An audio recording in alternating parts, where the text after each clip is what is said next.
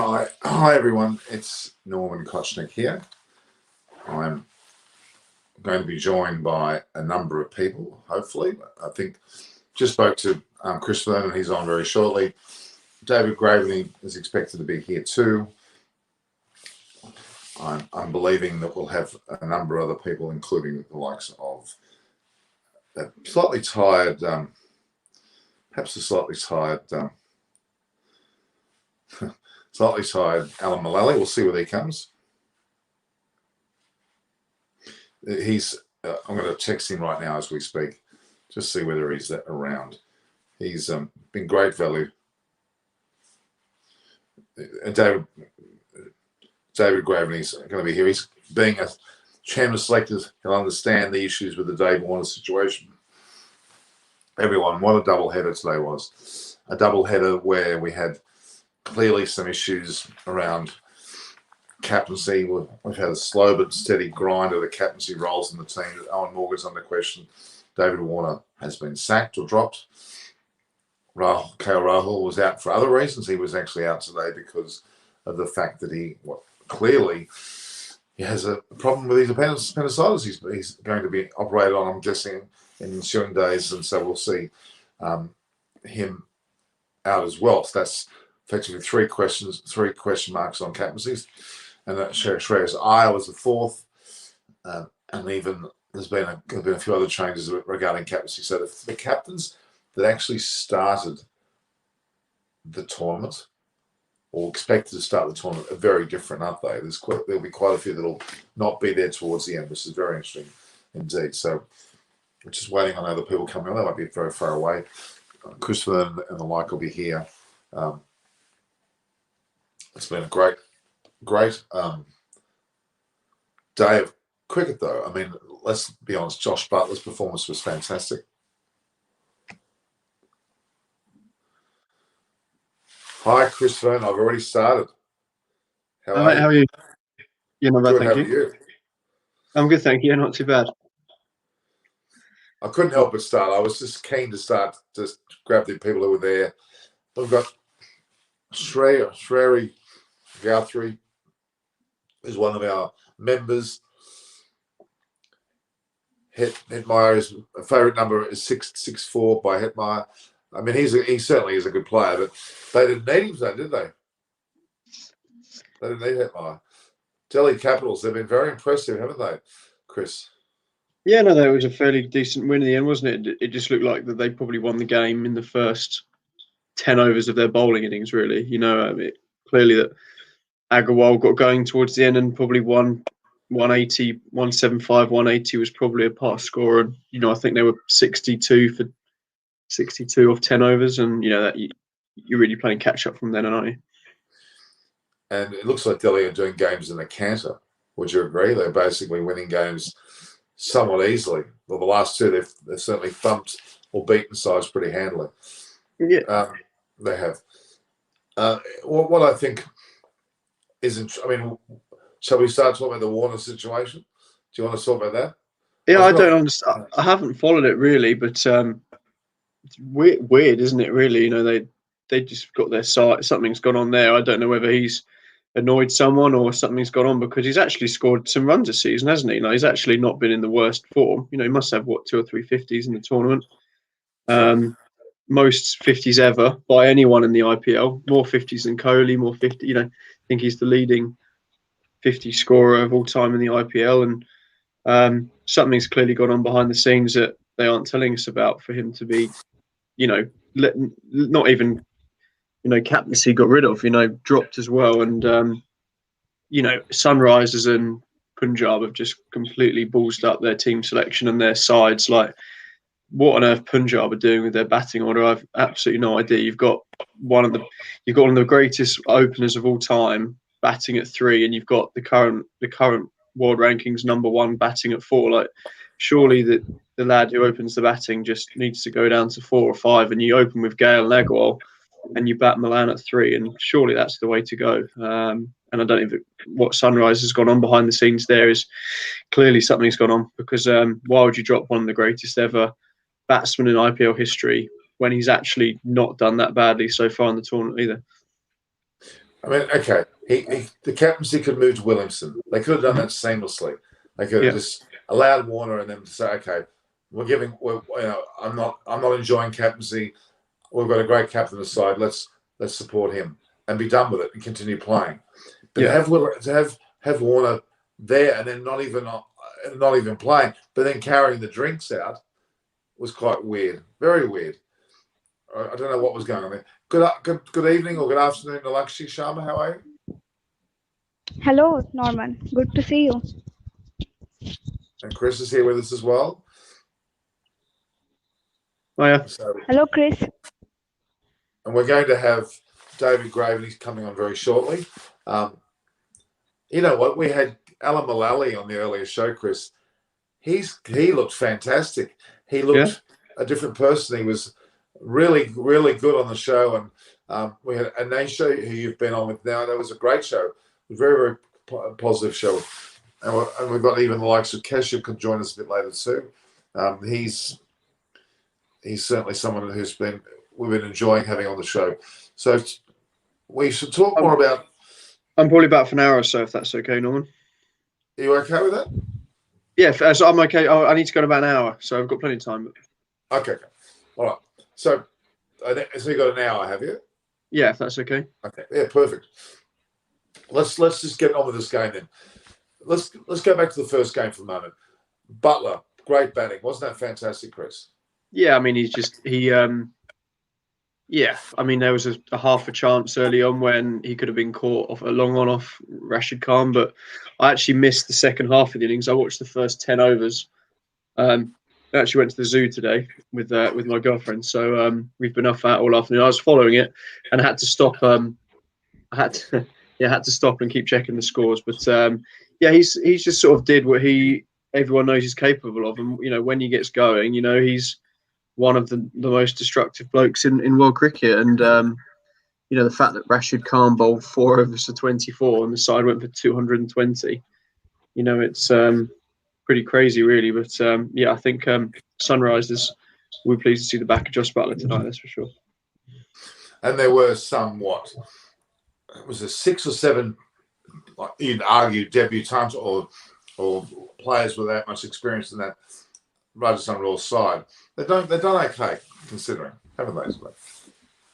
Yeah, I mean, they're just missing 2 of their best players. They've got, if you had Stokes and Archer in, they've got, in Stokes, Archer, Sampson, Butler. They've actually got plenty of match winners there, just as many as some of the other sides. So I think they just got to suck it up this season. They're missing 2 of the best players in the comp, and if they can get to top 4, then that's a bonus. But if not, they're probably going to think they're quite unlucky, really. But not a lot else they can do, really, I don't think. Look, there's no doubt we have to get this clear. And have you haven't been on air, have you, Chris, since the statement was released by the team, the SRH, the way it was worded? Did you read the actual? No, I haven't seen it, no. Well, it was worded it said something to the effect that Williamson will be captain from this point onwards the rest of the season. Second paragraph talked about, we're also looking at changing the way we use overseas players, which hinted to Warner not playing without saying it. And then the third paragraph is saying, Warner's well loved, the team are rallying around him and he's rallying around the team, and that we hope his endeavours in the future on and off the field are good. So they almost were setting him at the door on that last paragraph. First being Williamson's in, second part, we're looking at overseas players, third is good to see Warner, great, come back next time. Do you think Warner will play again? The problem for Warner is that they might go to Jason Roy first. If it's clear to me that Warner has done something, or something's gone on behind the scenes in the changing room or with the coaching staff, or he's broken a curfew, or he's something's gone on, that because they're not going to drop him. As I said, he's actually been in okay form, hasn't he, in the tournament? He's definitely got a couple of 50s. So I think he was better than Morgan. Better than Morgan, yeah, for sure. Yeah. So something, and unfortunately for David Warner, his reputation precedes him. I think he's a bit of bit of an arse, for the want of a better word, and he's not particularly well liked, especially by Australians and the English. So whether or not I assume something's gone on behind the scenes, that Sunrisers are too professional and don't want to, spill the beans on. That might come out in due course. But yeah, you would know. Fair enough to give the captaincy, but to drop him completely, especially when they've not had no one scoring any real runs. Warner's probably their leading run scorer apart from Bairstow in the comp. So just seems a bit odd to me, but something might materialise, I guess. What's happened there? Okay, well, the reason why it was dropped, I can give you a very strong indication, even though it's not being said, what he has said pre-matches and post-matches about the selection processes, the 4 players that were picked, and he wouldn't even mention their names. He basically fell down all levels of captaincy. He was given a warning by Bayliss, 1 if not 2, and he went to the 3rd stage of it, and Bayliss played the card. Moody is also looking at being considered to lose his role as director of coaching because of the debacle which has been going on. You shouldn't need a director of cricket over a head coach anyway, and it's just not working at all for this team. Murali and Luxman, their roles are very different. Even Brad Haddon is up in question as well. So they have got some serious problems. There's dissension right throughout the whole ranks. What I believe, Bayliss and Moody are not getting along. Moody's pulling rank and almost making decisions that Bayliss will be making. There's an element of that. The director of coaching or cricket, whatever he's calling himself, should allow the head coach to do what he's meant to be doing. Correct, Chris? Yeah, no, exactly. He's making overriding decisions. He's causing problems. And Tom Moody is, I think, responsible for a lot of what happened. So was Warner to an extent, but Moody's made the biggest debacle about the way he's got him out of the team, in my opinion. Had we not seen Warner there today, had Warner spat the dummy and gone back to the dressing room or gone off somewhere, then we would understand more about the problem in terms of Dave Warner. But he had the guts at least to turn up and be a 12th man and run on the field with the drinks. That takes a bit of guts, don't you think? No matter what's happening. No, definitely. The problem is if he goes home or if he pulls out like the other Australians have, then it probably indicates that that something has gone on, and B, it means he won't get paid. So, and I'm not saying he needs the money, but he might. Who knows? It might just be they just wanted a couple of games, or I'm sure something will materialise in the coming days, and we'll be able to work out exactly what's going on. Good evening, David. Hi, Graf. Hi, guys. Chris, I haven't spoken to you since your historic performance at Lord's. Yeah, I heard you were having a go about the boundary being really small, so I appreciate that. No. I played in a game against Holland when I was captain, and I was due to it's either between Nick Cook and myself to play against the West Indies. Yeah, and we spent most of the time bouncing off the stand. So I didn't get selected. Neither did he. So David, come on. You did say that the boundary must have been rather short. We have it on record. You can't deny it. No, it was. Honestly, if you're sitting watching the game, you feel as if you're cover, basically. Yeah. But Chris did hit it straight down the ground, so that boundary is still quite long. Yeah, that was the first one off the mark. I said to Norman at the time I was the first to say that it was very small, but the one I hit straight from my 50. Yeah, that's still a long hit straight. Much bigger, yeah, into the video. Mike Gatting, if there's any consolation, Chris, Mike Gatting hit me, though the pitch was high up like yours, not quite as far up. He hit me into the nursery ground. So he hit me over that stand. That's a huge hit. Yeah. The 2 new stands are up as well. They look pretty good. I'm sure we'll see them. Yeah, they're smart. When do they play the first international match at Lord's? New Zealand Test. I'm going to the New Zealand Test. I think it's Wednesday. New Zealand Test match. The 5th or the 4th of June, maybe. Oh, really? It's not very far away, is it? Are you going to that, Grav? Yeah, I'm not quite sure sort of how I'm going to play it, actually, Chris. But when I go to test matches, when a post being chairman selected, I spend most of my time in the bar at the Harris Gardens. Yeah. No, I was in the ballot. I've got a ticket for the first 3 days, so I'll probably go to the first 2 days. I wasn't expecting all three, but for some apparent reason, I have no reason why, Chris. Somebody made me a life member of the MCC. So that's all right. Are you a life member? Fantastic, David. Well, very privileged. I don't quite know why. I still have to pay for my son's membership. So. At least it's not two. Anyway, there's been some. I would have to be some heavy hitting going on in the IPL over the last couple of days, and not necessarily with a cricket bat. Is that what you're saying? No. I just watched some of the highlights of Pollard's innings. Amazing. Absolutely amazing. I was with a guy called Mark Garraway today watching some cricket, and he was the England analyst over a period of time with Duncan Fletcher. And actually, you can imagine this happening, that Pollard, and he was also at Somerset where Pollard played. He's taken quite a lot of hits to the head during his career. Because if you're going to try and stop him bashing it or losing balls, the one thing to do is bowl short at him. Because he gets on the front foot, and they didn't seem to do that during the game. I didn't see anybody go round the wicket trying to cramp him up with room or whatever. So he's a scary sight. How tall is Pollard? He must be 6'7" or 8. No, he's not that. He's probably 6'3", 6'4". But what came out of the commentary in that is the work that he does in mentoring, not only within a cricket team in India or the West Indies, but in the community. So, yeah, he's a very impressive guy. Absolutely. I wouldn't fancy bowling to him anyway. So what did you think about the Dave Warner decision, David? Well, we did talk about it, actually. I don't think Chris was on our call. That first of all, that you highlighted the bit when he moaned about changes in the team that he was unaware of, and then he had that extraordinary innings, which can happen to anybody. Where the harder he was trying to hit it off the square, the worse it became.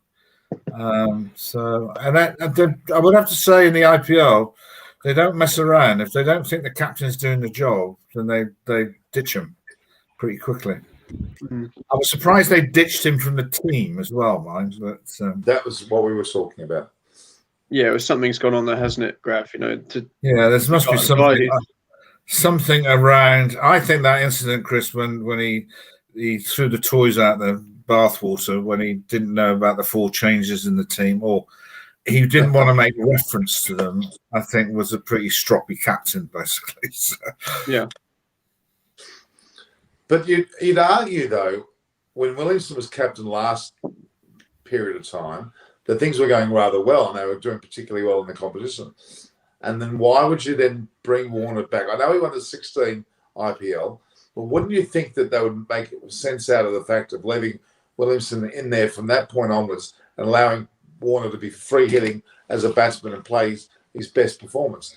That's where they made that mistake. Managing, Trevor Bayliss is quite an interesting man, actually, because he's quite a quiet bloke who obviously has had quite a lot of success with England. It's difficult, isn't it? Kane Williamson is a very quiet achiever, and Warner wears his heart on his sleeve, and you get actually it's the two extremes really: the quiet captain and the noisy one. So with a quiet coach. With a quiet coach, yeah. So, the impression? Okay, I have some gossip. Well, it's not gossip, but some facts. Really, I've got it pretty reliably that there was a major rift between Bayliss and Moody, in that positioning. That Bayliss, as coach, was not happy with the way Moody was coming over the top and making a lot of the decisions, based on perhaps what the management wanted, as in the ownership. Who knows? But Moody had this director of cricket or director of coaching role that he basically was knocking on the head Trevor Bayliss's thoughts. And I think that's one of the other issues. That's in all sports, Norman, and Chris can relate to it in football in the UK. The director of sport above a coach is a nightmare. You know, who is actually making the decisions. So, well, why have that position? Can you explain to me why you would have that position when you've got a perfectly good head coach, or in that? But why would you then need someone to be over the top? What purpose is that? Well, I think that where it has some logic to work is if in a cricket club, if you have multiple teams and lots of things happening, there's a director of cricket who oversees everything. But it only works if you allow the coach to do his job. So a director of football in one of the Premiership clubs is normally a recipe for disaster, because the manager wants to be the bloke who makes the signings and picks the team. So there have been various clubs where the director of football has been the one who sanctions transfers, which is just complete bonkers, really. So, but Tom Moody is a coach. So you basically got two coaches. So that is a recipe for disaster. And then Brad Haddon on top of that as well, who's quite headstrong in the way he looks at a team's performance. And then you got Luxman and then Murali as well. They've got a bevy of, they've got literally. Are they all in the same franchise, are they? Yes. Laxman appears to have grown some hair from somewhere, Norman. Can you explain that? Greece, maybe he's gone to Shane Warne's clinic, perhaps. Really? I think so. Have a look at this, guys. Okay. How could Kane even choose bowling after winning the toss on a highly rated batting pitch? Yeah, that was interesting. So I don't know whether that was necessarily the best selection, nor was putting in Nabi in place of Warner. What was that all about? Strengthen the bowling attack. Yeah, but you've just lost a batsman. In Warner, and you're placing with the ball. Okay, strength. Yeah, but without wishing to be ruthless, because he's obviously had his time and lots of games or whatever. But that innings did cost them a game. Oh, there's no doubt. Now, I'm just checking on. We've lost Chris and Nalakshi. There's been a lot of issues with the internet. We've got. Would you like to be joined by someone? We've got someone joining us. You ready for this, David? It's not Alan Mullally, is it? Yes, it is. Right. Oh, I'm here somewhere. There he is. Al, how are you doing? Wonderful, and you? Yeah, good. You're well and truly awake. Yeah. It's only 3 o'clock in the morning. 3 o'clock. Pardon? 3 o'clock Western Australia time. Yeah. Time's gone out the window here, because one day you're in this lockdown bizzo, and then you're not, and they don't know what they're doing. No, actually, Norman, you've been very rude. You haven't introduced me to the other person on the call. I'm sorry, David. Nalakshi Sharma. I thought you and David knew each other. Nalakshi Sharma. No, this is the first time we've ever been on the call together. It's very rude. Hello, sir. Nalakshi, very pleased to meet you. Thank you. Nalakshi is actually in David and Al, an area called Assam. And not only have they got COVID-19 problems, they had a cyclone and they've had 3 earthquakes in the one day. Didn't you, Nalakshi? Yeah. Tell us about that. Tell us about your earthquakes. Yeah, our house needs some minor repairings, but everything is fine now.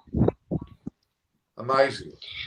I'm not surprised about it, because my state is a earthquake prone area, so that's why it happens most of the time. But this time it was a big earthquake, after such a long time. Well, I'm glad, Nalakshi, that you've gotten through that, and I'm very proud to have you on the show. So Nalakshi, David and Alan, Nalakshi's she would be called the #1 fan of this program, and we brought her on as a guest, and she's been very good on a number of occasions, especially when we've had the female contingent on with Pretty and the like. David, you haven't met Anisha either. She was on an earlier show. She's wonderful. No. Have you met No, him? I've just been following the interchange between Pretty and Chris from all over the world, basically. It's not been much recently, that's for sure. I think we all need to go to the Virgin Islands. That sounds a pretty good spot. Yeah, well, I think she's heading for Hawaii. The next thing she's doing. I don't know how she's doing it, really, but it's amazing. Now, Norman, what you didn't know about Al Mullally is that actually if there was a bowler when Gilchrist was at his peak who would get him out every single innings, Al Mullally was the man. That's a remarkable stat, Alan. How many times did you get him out? I tell you what, it's quite funny. Half of them was a fluke, so I was trying to swing the ball away, and I just got it wrong and went the other way and bowled him. I'll take it. I don't know, 6 out of 7. All bowled. But I think the 7th time, actually, we played a game somewhere, Melbourne somewhere. I bowled him again. And he said, "Al, you leave my stumps alone." I said, "Don't worry, killer, get you caught next time." And can I explain exactly why that happened, Al? Because this is not to be disparaging of an international bowler, Norman, but Al was not the conventional left-arm seamer that boomerang swing.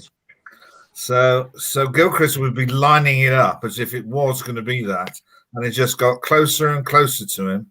So he either bowled him, dragged it on, got caught behind. So he was a perfect weapon because everybody else was flying around the park everywhere. So. Well, they kept bowling wide. They're used to the ball going across them lefties. Just bring it back in. It's easy. Mind you, he said, "Will you leave my off stump alone?" So I'll get you caught next time. You know what? He top-edged it to square leg. Adam Hollick was there. It was an absolute doddle. I can't say this is my fielding, as you know, Grav. Wasn't the best. Not quite Colin Bland. Yeah, be careful what you're saying, Al. Be careful when criticising other fielders. Well, no, I'm sorry. I remember. I'll tell you right now where that was. That was at Sydney. Yeah, and they never laid a hand on it. No, nearly hit him on the head. You know, my Grav, I just laughed. And then we played Sri Lanka at the MCG, and I just laughed, you know what I'm like, because the MCG, right hand of Sri Lanka's whopped it up in the air, and I went mid-off. And I've gone flying. When you start spinning around in circles, you know you're not laying a hand on it. No, it's going to hit. It was 1-1. That's a recipe for disaster. Yeah. Oh. So, okay, so let me, again, what conversation, Alan, did you have with Adam Gilchrist? Did Adam Gilchrist have the same opinion about you? Did he say, "Oh, not Alan again, I'm going to get out to him"? Did he say anything like that? Yeah, he found it hard. He said I was... No, but it happened. Honestly, no, it happened. This one-day series in Australia, it happened all the time. Amazing. He was our banker bowler. Well, because he's used to playing away from the bat with Goffey and yeah. Well, he was trying to play for the swing, Al. But as you know, that was a bit of a mystery for you, the swing. So. Excuse me. Hang on. The first over at the Gabba, he couldn't lay a bat on. All out swingers. And what it was, I thought, don't change the fly out. He's going to nick one. 2 slips there. Played missed. And I fell away the crease. Got where slightly wrong. Went that way. I thought, I'll take it. Just clipped the top of our stump. Thank you very much. In fact, that game... So you're saying it was slightly wrong because it came in? Yeah, it was ready to go away again. Went that way. I'll take it. No. I think I got Mark Walcott behind the one that came back in, inside edge. That was meant to go across him. Then Damien Martin, that was a belter.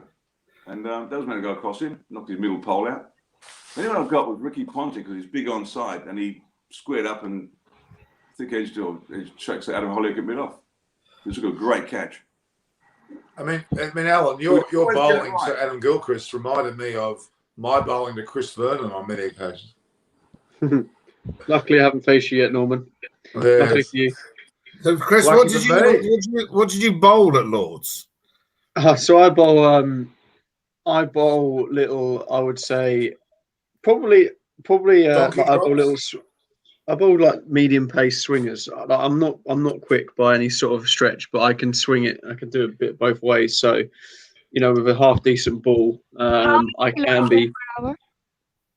How many mile an hour? About 35, I think. You know, at full pace.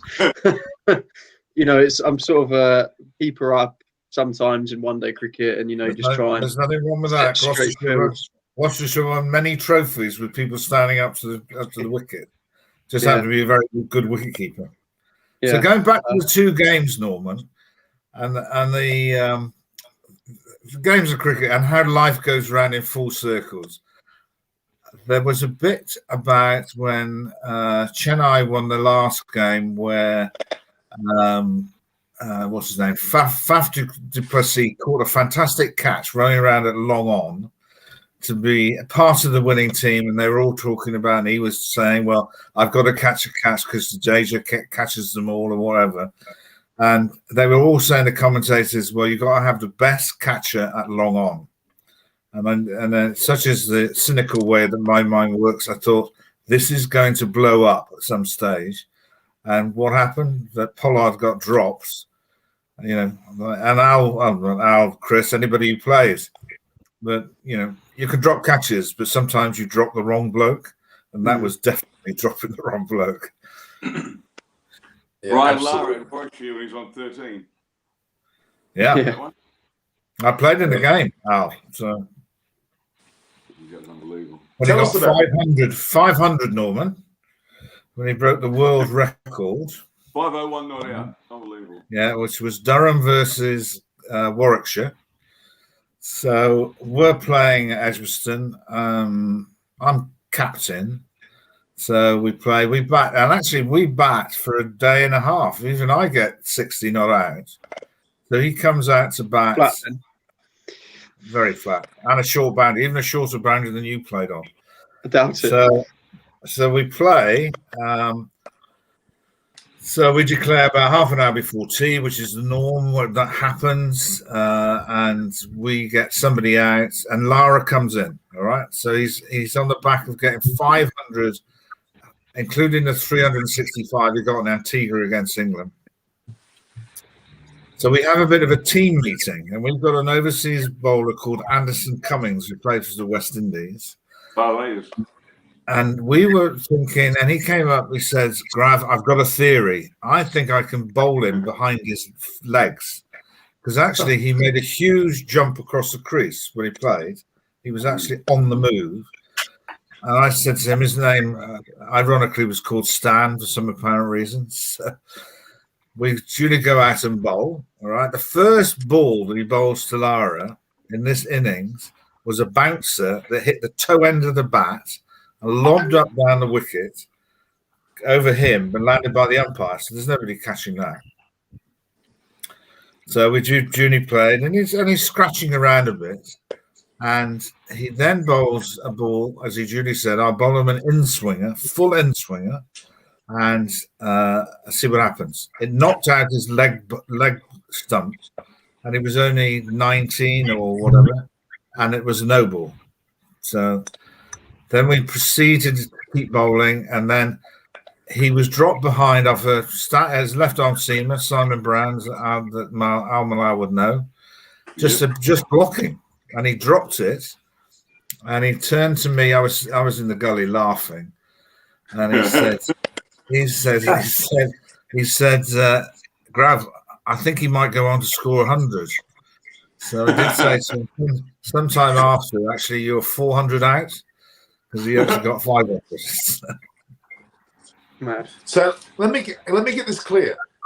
You were actually in that game. I'm still trying to believe this. This is amazing. David, you were in the game when he scored the world record. Yeah. Amount of runs. Incredible. Oh my God. Oh my God.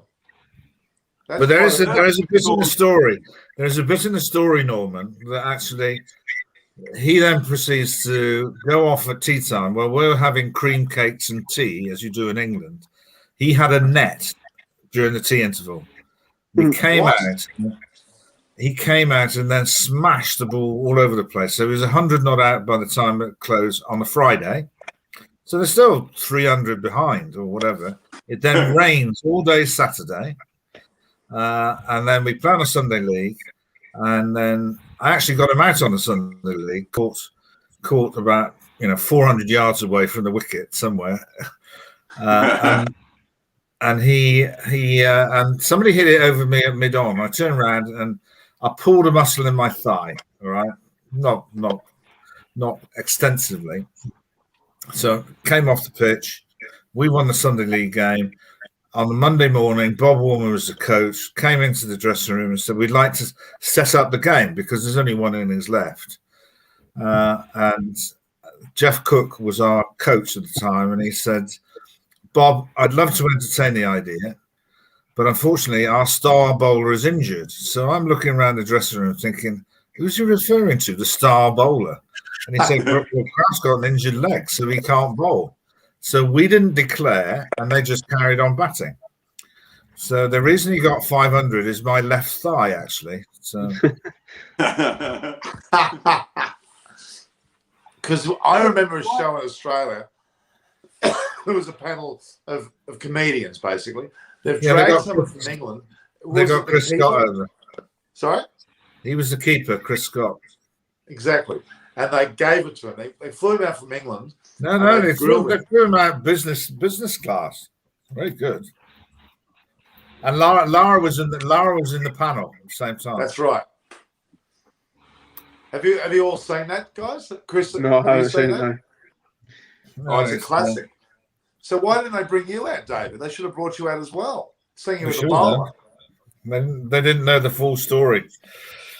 Well, I'll have to get onto those guys. We'll have to bring a second chapter. Well, Lara keeps standing up in public and saying the only reason I got 500 because Gravy was too chicken to bowl against me. So I try and suppress that story. Oh, what a classic. So we've enjoyed my Kesha. David, have you met Kesha before? Yeah, we have. Yeah. Nice colourful background, Keshav, that is. Very good. Thank you. It's a little painting that was gifted by a friend of mine. All right, that's good. What is the writing on the wall? It says it's not just about ideas, it's about making ideas happen. Very good. Very inspirational. As opposed to Al Malau, who has lots of yellow hats all over the place. I have. Well, it's my office, and normally. Including actually, sorry, Al, there's your England hat. Sorry. One of them somewhere. Yeah. There's actually a question in the comment section.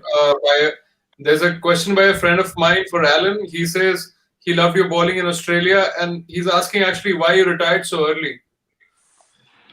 That's Ashwani. I started young. I started when I was 17, 18. I retired at 36. So 17 years of county cricket. It's not too bad, I think. Yeah, on which year you got retired? On which year you got retired? 2001 was my last test match. I played with a broken rib, which is quite funny, really, because Nasser was said, shouldn't have played, you're injured. Well, I had a broken rib. Sorry, but I had it for 3 years. It wouldn't heal. So surgery fixed it. And then Alex Tudor poured out the 5th test at the Oval with a sore thigh. Then he said Alex Tudor's too soft. But 2005 from Hampshire. As Grav would know, when you play for a long time, you wake up one morning, you say, yep, it's time to hang him up. So I did. If you hadn't played for Leicester for so long, you would have played longer. Oh, yeah. Well, in those days, Grav, as you know, you'd play the test match and then you'd play for Leicester and bowl 40 overs, and the next thing you know, you're off to the next venue. A bit different these days, though, isn't it? Oh, they all looked after you now. Played in the wrong era. What's the story behind Spider as your middle name? Because there was a fellow here in Perth when I was growing up, played Australian rules football. He actually played, he was a fast bowler, played for Western Australia, called Earl Spalding. And he was called Snake because he was just tall and because I've got long arms and legs, I'm 6'5", they called me Spider. And it kind of stuck. So most people would call me that as opposed to Alan. But apart from my mum when I'm in trouble. What are you better at me? We both call you Alan. Yeah. And Paul Terry's the only one who's called me Alan in the cricket world. Is that right? He's the only one who calls me Alan and I've known him since I was 13. Is he still in Perth, Al? Yeah, he's here. Robert Smith is here. Chris Smith is here. They will live here. Dermot Reeve was here for a while. He might be here next summer. Giles White was looking to move here. Neil Johnson came and stayed at my place. He was looking to live here. Good. In fact, remember Neil Johnson from Zimbabwe? He couldn't believe that we leave stuff out in our garage, like a push bike or Wouldn't happen in South Africa, obviously. So, Chris, our team, given that when we started bidding that we were both going for RCB. Yeah. What do you think our chances are now? Still pretty good, I think. Still pretty strong. I still think they'll be one of the favourites. I can't. They're going to make the final three, much to Kushev's disgust, I'm sure. But they'll be in the playoffs, barring a blow up. Because they're not going to lose. They probably only have to win 2 more to get to 14 points. 14 points is probably going to get you into the top 4, does it? Yeah, it should do. I think that's usually the benchmark. 16 definitely will. 14 probably will. So, they've got 7 games more. They need to win 2 of them, or 3 to guarantee. I can't see that not happening. So, still pretty good, I think. I think that they've got a problem working out what their best batting lineup is. They clearly like De Villiers batting at 5. So they've got to work out who bats at number 3, and that's the only thing.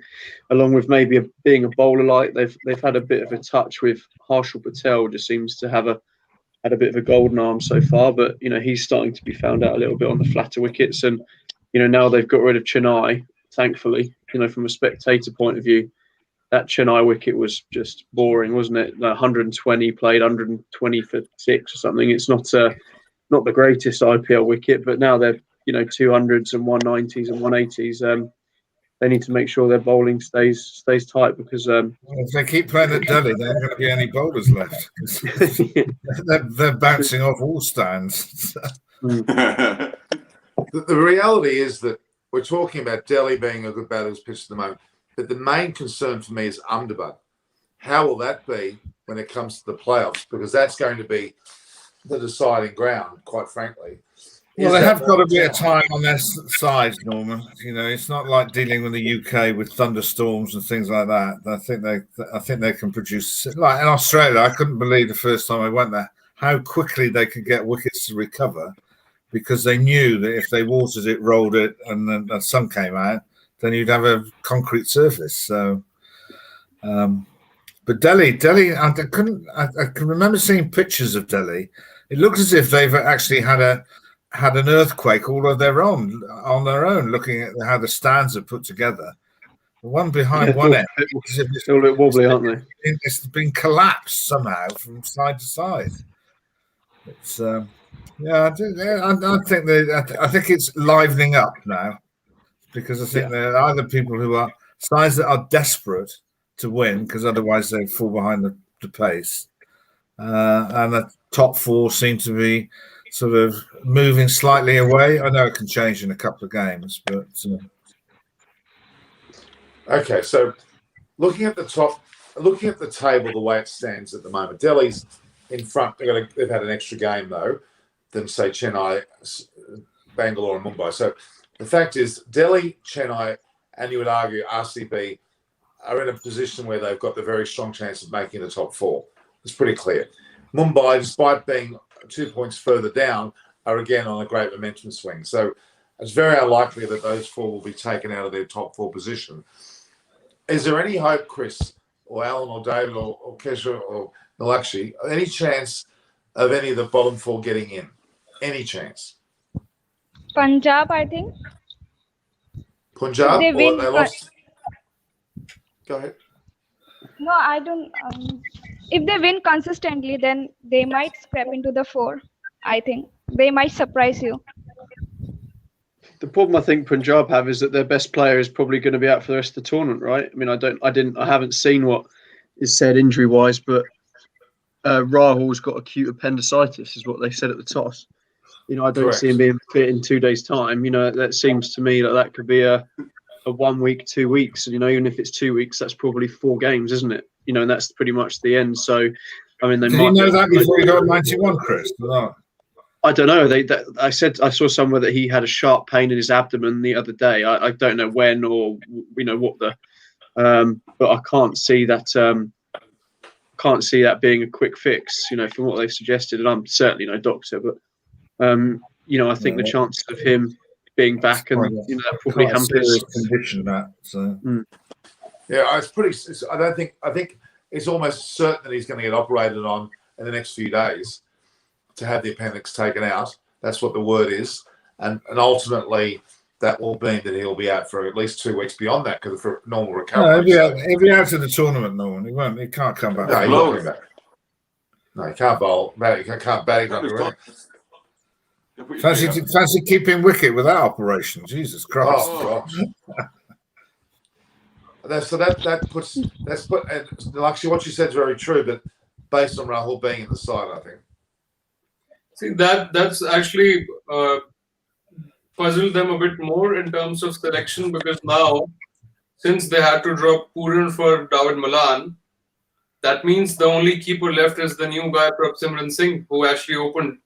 But so far, his IPL this year or last year, it's been quite dim. So, his strike rate is not up to the par. So that means if they have to play David Malan, and since Pooran is out of form, that means they have to play Prabhsimran for the keeping duties. And he's a kind of batsman who actually might not work in the middle order. So that means you have to open with him. Then, Gale comes at 3 and Malan comes at 4. For me, Malan at 4 is a little down the order. He's probably best at 3, just what he does for England. But I think after Rahul's gone, I don't see Punjab's chances anymore. SRH also, after today's loss, again, I think it's very bleak that they'll make any sort of comeback. So if at all there's any team that can actually fight for that fourth spot, could be either of Rajasthan or KKR right now. I mean, the other two seem to be done and dusted. But KKR are done and dusted too. Come on, they're going to find it very hard to get up. But Do you think? I just hope that KKR tomorrow they drop Sunil Narine and bring in Lockie Ferguson if they have to stand any chance against RCB. Lakshya, you were going to say something? Do you think Malan was playing very slow at the beginning? He seemed to be struggling with the spin and he was unable to find the gap. Malan always starts quite slowly. That's the way he starts, isn't it, Chris, when he plays for England? He's quite slow. I take Kushav's point on about, is it, and I don't know, let me just check out, remind myself of his Singh who opened the batting. Regardless of if he works in the middle order, you've got to look at it from the other point of view. You've got probably the greatest ever 2020 opening batting at 3, and Alan would have probably played against him because I think he made his debut in 1999. Chris Gale for the West Indies. He's the greatest of all time. In longevity, runs, and destructiveness. Open the batting with him. You've got the current number 1 2020 batting who bats at 3 for the best side in the world. Why aren't you batting these guys in the positions where they've dominated cricket to a guy that I appreciate that Singh might not work in the middle order, but he's crippling. He's 12 off 16 balls in the power play today. That's not good enough.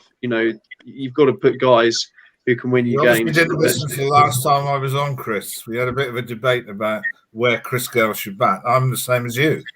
He carved his career by opening the batting. I get it more when.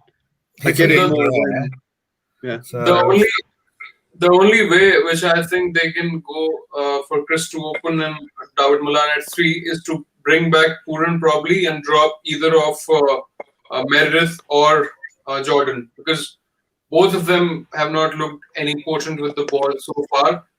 And if they drop any one of them, they can always go back to Arshdeep Singh, who has done reasonably well so far for Punjab. And there's another actually interesting bowler. His name is Ishan Porel. He has played for West Bengal in the domestic. He's a pretty good domestic bowler, so they can try him out. So that way they don't have to actually play Jordan and Meredith together. So that brings in Pooran for wicket-keeping duties, who can actually play at 4. That means Mayank, Gale and Malan in the top 3. But they had the opportunity today. Rahul didn't play. They could have immediately put Gale in. That's what I think Chris is getting at. They had a perfect opportunity today to do that, and they didn't. No, but the problem is Prabhsimran Singh.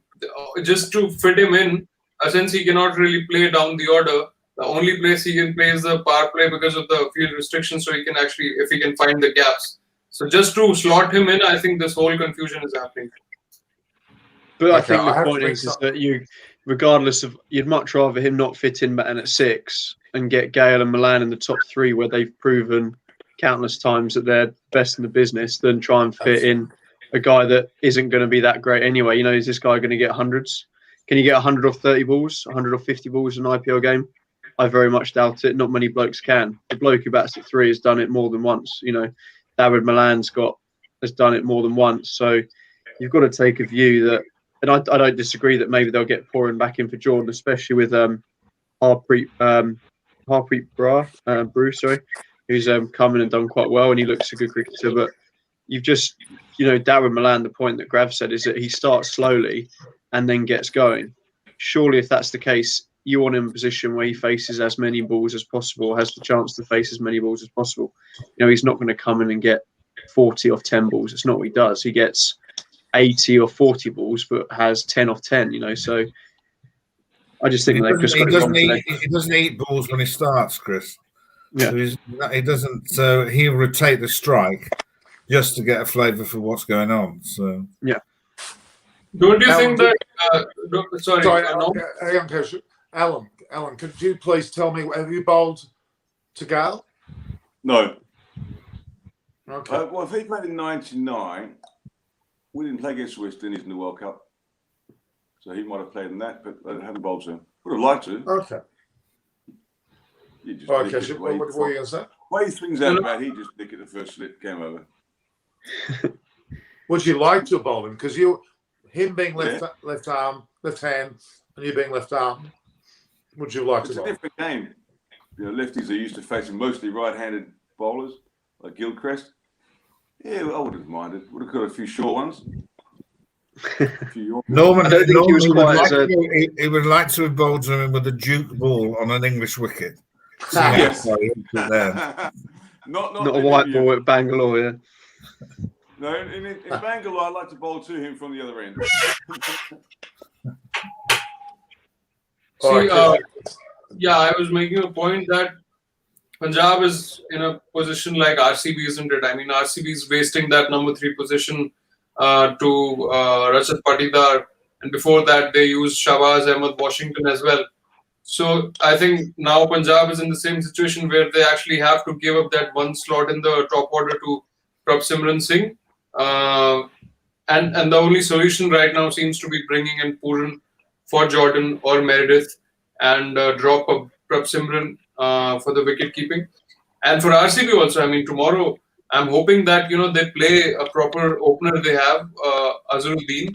If he can open and Kohli can go at 3, so they have a very solid 3-4-5. Because right now, if number 3 is either wasting a lot of deliveries or if he's getting out early, then more or less, you know, technically Maxwell is playing 3 in a way. So that's of no use. So Kohli has so much of success at 3, so he can always drop down, and they can open Padikkal and Azharuddin as 2 main opening specialists. Shiv, number 3 is a really difficult place to fill. That's why David Milan's really good at what he does. And I think Kohli would do the same thing. He just needs, he would not block it, but he'd play conventional shots to keep rotating. I'm really concerned about his form, actually, because he's not doing what he's done in the past. I don't know whether that's not getting onto family life, whether because he's now a dad that changes his outlook a bit, but you never know. The reality is that Kohli has not been informed for some time. He's still a great player, he still performs sufficiently, but we're used to him playing out of his skin. But you are talking about the highest possible level, Norman. You know, sort of exactly. You know, all he's done is come back to be like normal mortals. So I still bat him at 3 because I think it's sort of when he first came in, the Indians had established openers, and he batted 3 behind the 2 like helicopters, as I could put it. And he's not a helicopter player. He just plays conventional cricket to start with. And that's why he's so fantastic at chasing down targets. because he knows the pace he's got to score. I would really worry about him when he bats first of what is the right score for that particular innings. And he's form is you can't be in top form all the time. I would say Rohit Sharma is not in the best form of his life. I just saw highlights of 100 he got in Australia.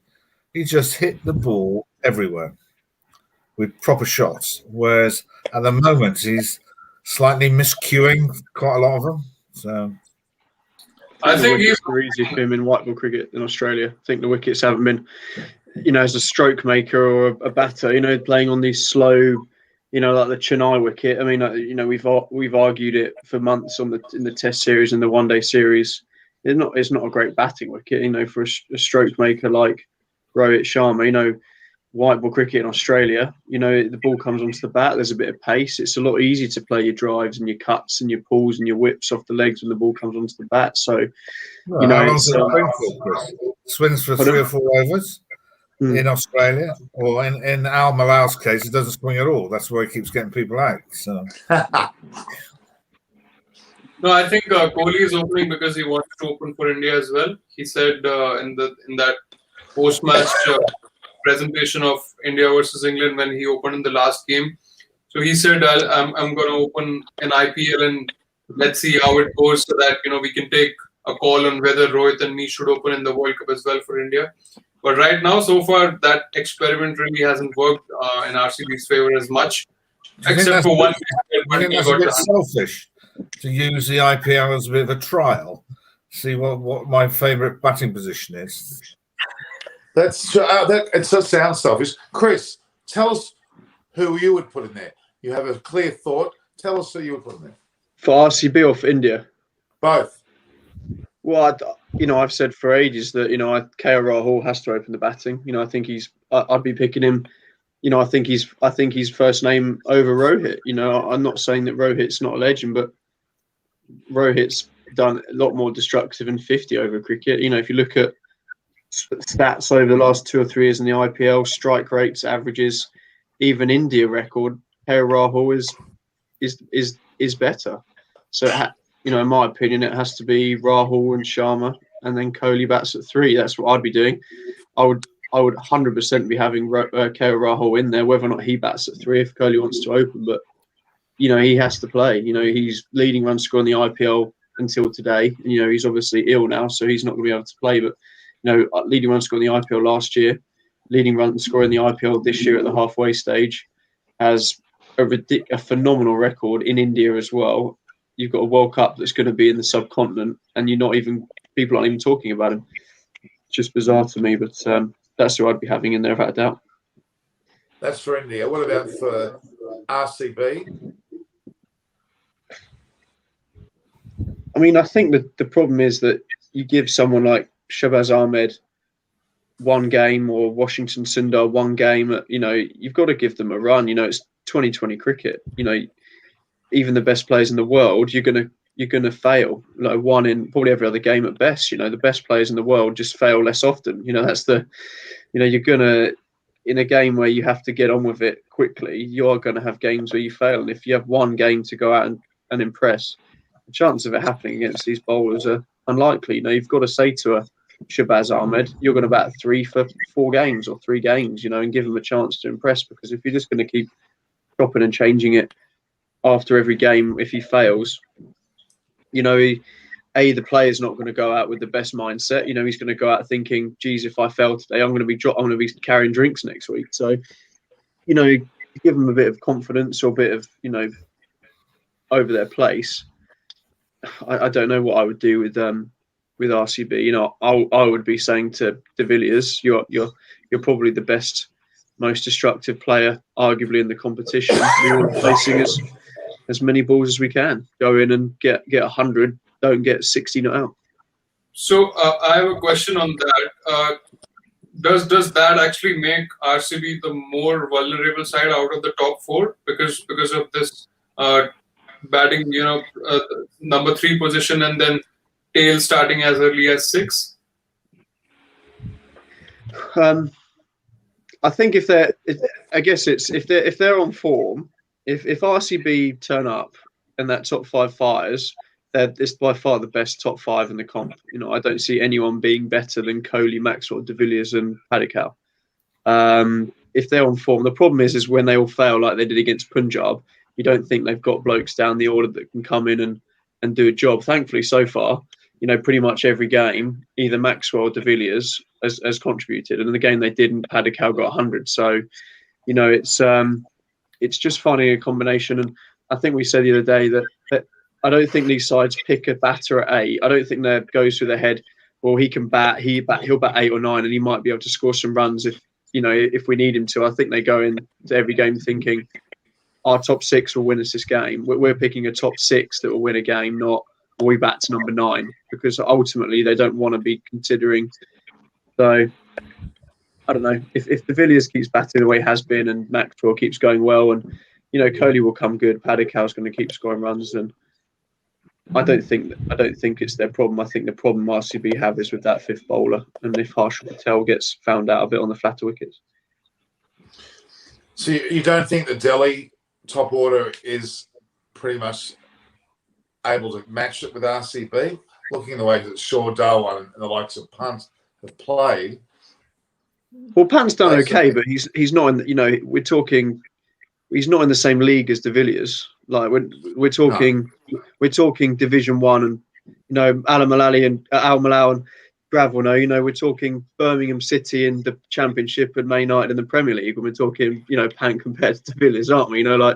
If Pant is there in 15 years having done it, Al Malal is a good batter. Is that what you're saying? No, I'm saying he'd know the reference to the football. Definitely not, Norman. Won us the Melbourne Test match, Grav. With a massive 16. My point being is that Pant has done very well, but he's not. I don't think anyone's in the same league as De Villiers when he's going. So, I mean, compare the top 5. Compare man for man, RCB and Delhi. You've got Padikkal and Kohli, Darwin and Shaw. You probably go Darwin and Kohli, right? You probably take one of each. Who bats at 3 for Smith? But then you probably go Maxwell and De Villiers. Who batted at 4? Hetmeyer and Pant. Well, you're taking Maxwell over Hetmeyer and you're taking De Villiers over Pant, in my opinion. So, RCB probably just edge it. But I mean, as I said, we are only talking about the batters there. We're not talking about the whole side. Bowling certainly comes into play as well. And you'd argue that Delhi's bowlers at the moment are pretty much on song. They're bowling particularly well. RCB, to an extent, are as well. But it is a match of the balance of the side. If it's just sheer batting, yes, RCB may be deemed to be a better batting lineup on paper. But I think when it comes to the balance of the side, I would argue very strongly in favour of Delhi, to be honest. Yeah, but I don't think Delhi are picking their best side. They've got. I don't think Steve Smith should necessarily be in there. I think that they can probably bring you could probably bring a Rahane in and bring the Norkia, the South African quick in, just to, I think that Steve Smith's a brilliant player. I think you can get more out of that side, bringing in one of the best quicks in the world, or bringing someone else in. I think that who would the quick bowler be, Chris? Norkia, the South African big lad, bowls thunderbolts. One of the quickest blokes in the circuit. I think he came 2nd or 3rd in the wickets last year. So, I think that there are probably Indian players in that squad at Delhi that can do as good a job as Steve Smith. Or Stoinis. Stoinis is having. He to me is the mystery player, Chris. I might be doing a massive disservice, but I don't see him producing masses. I know I've listened to Shane Warne talk about him as if he's some sort of superstar player, but I've never. He has the odd flashes from here and there, but you would want Steve Smith to bat for your life, really, if he's in good form. Yeah, I think that Stoinis is probably similar to, like he's a Hetmeyer or he's one of those overseas that in one game in this tournament he'll probably win it and get 100. He's done it in the Big Bash, he's done it for Australia, but are you getting the most out of him? Why not bat Stoinis at 3? Why not move Stoinis to 3, take Smith out, and bring in a fast bowler and pad the middle order with an Indian player? Stoinis has done it in the Big Bash, but he's opened the batting. You know, he's opened the batting for Australia. Why not utilise his guys where he's proven he can win a game? You know, he's probably he does run hot and cold. And he's a luxury, isn't he? You know, he's one of those luxury, and he bowls actually. To bowl 1 over 6 is actually quite a good result for him, because he normally goes for about 15 off every over he bowls. So. Yeah. Okay, I have to take this question in the comments. He has asked a couple of times to Alan. He wants to know if you see somebody in the county circuit who could be an answer for Mr. Stark in the Ashes. Do you see anybody left arm quick in this county circuit? I haven't followed the county cricket, but if we do have, it'd be quite nice. Grav, do we have anybody there? We have actually, Keshav, a few blokes who bowl thunderbolts, but they are right-handed thunderbolts. Okay. So the attack will be based on wood, those sort of types of bowlers. I think Whereas it appears to me that every other person who plays cricket for India is left-handed. So but Sam Curran has shown the role of a left arm over bowler, but I would have to say I don't think Mitchell Stark is what I would call the norm as a left arm seamer, because I think he can. There's no doubt he can demolish tails in a Test match. He just hits the base of the stumps all day long. But I think he runs hot and cold. Yeah, right now I think if you talk about left arm seamers, right now I think Neil Wagner is probably a better bowler than Mitchell Stark in Test matches. Well, he has a very specific role in their team, because the opening bowlers are swing bowlers. And they challenge people to play the swinging ball, and then he just runs up and bowls bounces for about 25 overs.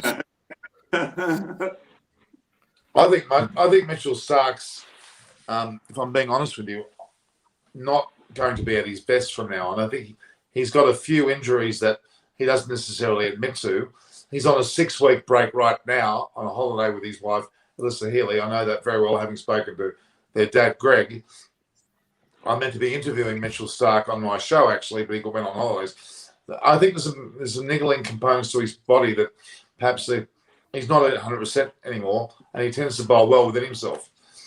And I think the English batsmen will be more worried about Hazelwood and Cummings, particularly Cummings, because they are conventional right-arm seam bowlers. They bowl certainly Cummings bowls at pace and moves the ball. And I think that one of the weapons that England tripped over, I think, when they won in Australia, is their open with Strauss and Cook. They had left-handed batsmen, and sometimes Australian right-arm bowlers struggle to bowl at left-handers because they naturally swing the ball to the right-hander, bowl fourth stump, and I think they struggled against Strauss and Cook in that particular series. But yeah, Mitchell Stark is a weapon, but I don't see him. I'm very disingenuous to Al about swing, but I don't see Mitchell Stark as a conventional left arm over seam bowler. So if I had to ask you or anyone, who do you think is probably right now the most better looking left arm seamer in Test matches these days? Is it Shaheen Shah Afridi, or is it Neil Wagner or Trent Bolt? Probably Trent Bolt, I would say. Trent Bolt. Go ahead, Nalaxi. Anybody can run. Yeah, I think Trent Bolt. Sorry, Nalaxi, what did you say, Nalaxi? No, I said I agree with this. Trent Bolt. I think so too. All right, Ashwani Talks. You've had your opportunity to ask a question. You've asked Keshav to ask the question about 100 times, and he said he's going to leave after that. Well, Ashwani, I don't appreciate someone coming on and asking a question and disappearing. You're penalised. You must stay another 10 minutes. That's it. It's against the rules of. What What do you think? Who is the best opener duo in this tournament so far? Bowlers or batters? Has to be DC. Prithvi Shaw and Shikhar Dhawan. Yeah. Although, What about you, Chris? Yeah, you probably. Yeah, I mean, yeah, I'd have to probably agree for sure. Padikkal and Kohli are probably not far behind. You know that they've not. You know they put on 170. Mumbai Indians. If you have to choose for the second best, wouldn't you go for CSK, Faf and Rituraj? that's because yeah, you go for CSK. Kershaw, you go for CSK. I'm surprised it took you that bloody long. I can't Why believe you did, say CSK got the best 11 players and best 20 players. Why did Faf bat 3 yesterday though? I couldn't work it out. I'm sorry, what? Why did Du Plessis bat at 3 yesterday? He didn't bat at 3. Bizarre. I'm sure Moeen Ali opened the batting with Gaikwad, right? No. No, Du Plessis batted first. Okay, they got the scorecard wrong. I looked at the scorecard. I was playing cricket today. I looked at the scorecard and it had Du Plessis at 3, so my bad. No, that was wrong.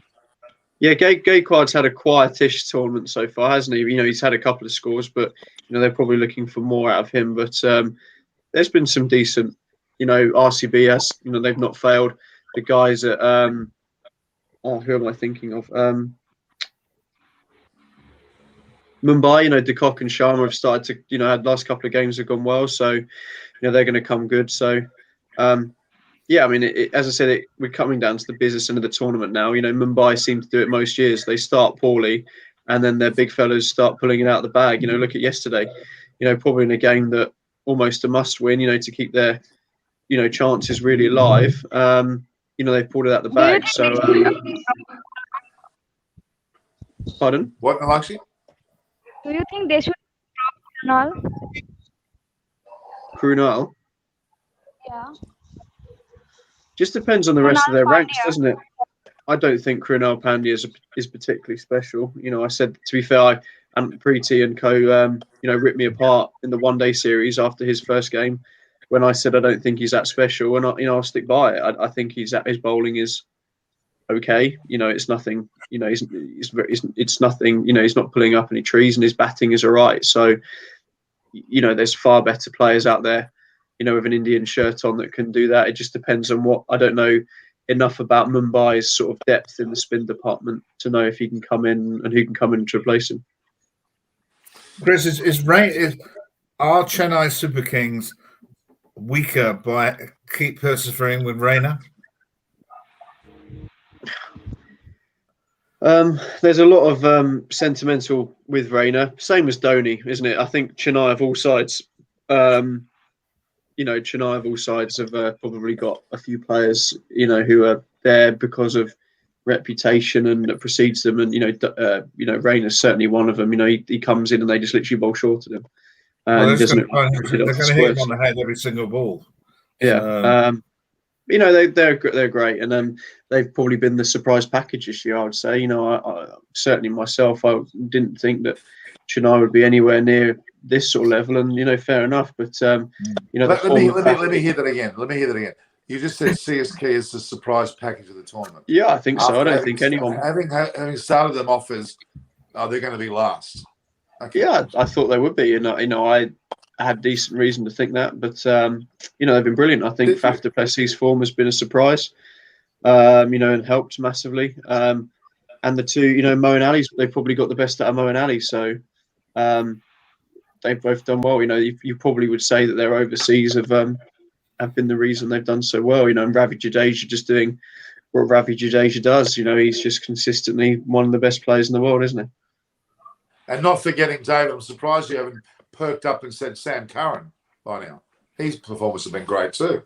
No, he's good. He competes. I think what they've done is the managing of Moeen to make him enjoy his cricket for the first time for quite some time. And they've also managed his bowling really well. Like, if you look at the way that the ball flew all over the place yesterday, he managed to bowl 1 over 1 for 1 in the middle of all that carnage. But they realised, actually, if they continued bowling him, he would have been bouncing off stands all over the place. So he needs, in the way that he plays, I've never seen, when the first time I saw him play in the UK, I've never seen anybody hit the ball as hard as he does for a little guy. But his confidence can be quite fragile. So I think Dhoni's actually managed him really well in terms of getting the best out of him, either batting or bowling. Okay, I have a question regarding today's game. Since they dropped Warner, was Nabi the right choice? Because if they would have seen the game last night, CSK and MI, MI actually dropped Jayant Yadav as the extra spinner on that pitch. And for CSK also, Dhoni bowled just 4 overs of spin. So for them to be adding another spinner, I don't think that was the right selection. Probably they would have added Jason Roy for the like-for-like replacement for Warner, isn't it? Or you'd say if they wanted to play the bowler, why hadn't they played Jason Holder? I think Jason Holder would have made more sense if Bhuvneshwar was still not available, because he could have then make good use of the new ball. But since Bhuvneshwar was there for that role, I thought even for Nabi's role, the batting especially, they had Abdul Samad down the order. So if at all they had to drop Warner, not from just the captaincy but also the team, then Jason Roy could have been a like-for-like replacement. And they both opened for England as well, Roy and Bairstow, groomed by the same Trevor Bayliss. So I didn't really understand their selection criteria today. Well, I'll tell you why. It was a smoke screen to get Warner out of the side and make it look like it was tactical rather than just dropping him. They put in a bowler because if they put in Roy, no one could explain to me why Roy would go in place of Warner and when Warner's batting well enough to be in that role. So they did a smoke screen, put a bowler in to make it look right. That's why. I reckon it was a complete smoke screen. Yeah, but normally, the putting the bowler thing, Nabi just bowled 1 over for 21 runs. Well, that's right. It's embarrassing. Yeah. The whole thing, the entire selection process of this SRH team has been atrocious. Get rid of Moody, get rid of him now. If he's the director of this rubbish, get rid of him. If he's going to get rid of Warner, he should have taken himself out. I'm disgusted with what. Yeah, I mean, if the team is not doing good, it's most of the time, it's the captain who comes with the scanner, or it's the players who actually get dropped. But not often you would see that management people getting sacked or something like that. Well, they've got too many chiefs, Norman. That's why. So exactly. Oh, look at this comment. What an amazing guy this Dhiraj Kumar. What an astute discussion. Have you just written out yourself and put somebody else's name on it? I have not. There's another one in there that I can't put up, and Keshu knows why. He says, I'm really good, how good I am. And then his last word in Hindi is rude. It's not rude, it's worse than that. How can it be worse than that? Oh, don't ask me what he has written right now. Oh, okay, all right. And we know whenever we've got the Chris Vernon fan club, we've got to stay clear of the comments if they're in Hindi, because they're a little bit too much for this audience. Even Alan would be upset about them. I actually went to school here with a mate of mine who's Indian, so I know the odd dodgy word. We'll take those down, would you? Take those, make copies of those words and show him later when you'll find out what's going on. Okay. Norman, what do you think? Sorry. Lakshi, what were you going to say? Norman, what do you think of today's run out? Looked pretty silly. Sorry? What do you think of today's run out? I thought it was in terms of how fortunate it was. What do you mean? Was it out or not? No, Is that the question? No, it looked pretty silly. With Deepak, he was run out. And okay, you say he was run out when he was not given out. No, she's just saying how it looked a bit comic. Oh yes, true. I mean, to me, I can't talk about running between the wickets. I'm hardly someone to talk about that because I'm not exactly what I would call the best runner between wickets on my day. But anyway, let's move on. Norman, I think surely in your youth, you were a gazelle. Surely in your youth, you were a gazelle between the. He It wasn't that when I played against him when he Chris, he tripped over middle. You like that? You like that spider? You tripped me over, Chris. Norman went for a quick single and face planted halfway down the wicket. Just went straight over. It was amusing. Let me put it like that. And this is obviously the only time I've ever. If there was video footage, you would see Chris bending out, stretching with his toenails, tripping me over. Definitely not from first slip. Norman, I have to disappear. There's a TV event that I need to go and watch, which Chris will be aware of. Well, I haven't watched it, Grav, but I will do. I'm assuming it's Line of Duty. Yeah, it's Captain Nation. It's Line of Duty. Yeah, it is. I haven't seen it yet, but I will do, I'm sure. Who is it? Someone would recommend me that. Punchy recommend me that to watch Line of Duty. All right. Oh, okay. All right. Norman, I'll see you during the week. I'll tell you which days I'm around, okay? Okay, David. Thanks, David. Really appreciate it. Norman. Bye-bye. Cheers, Grav. Bye, troops. Al, great to see you. Chris, I need you to talk through every ball at Lord's. I don't. I'm happy not to.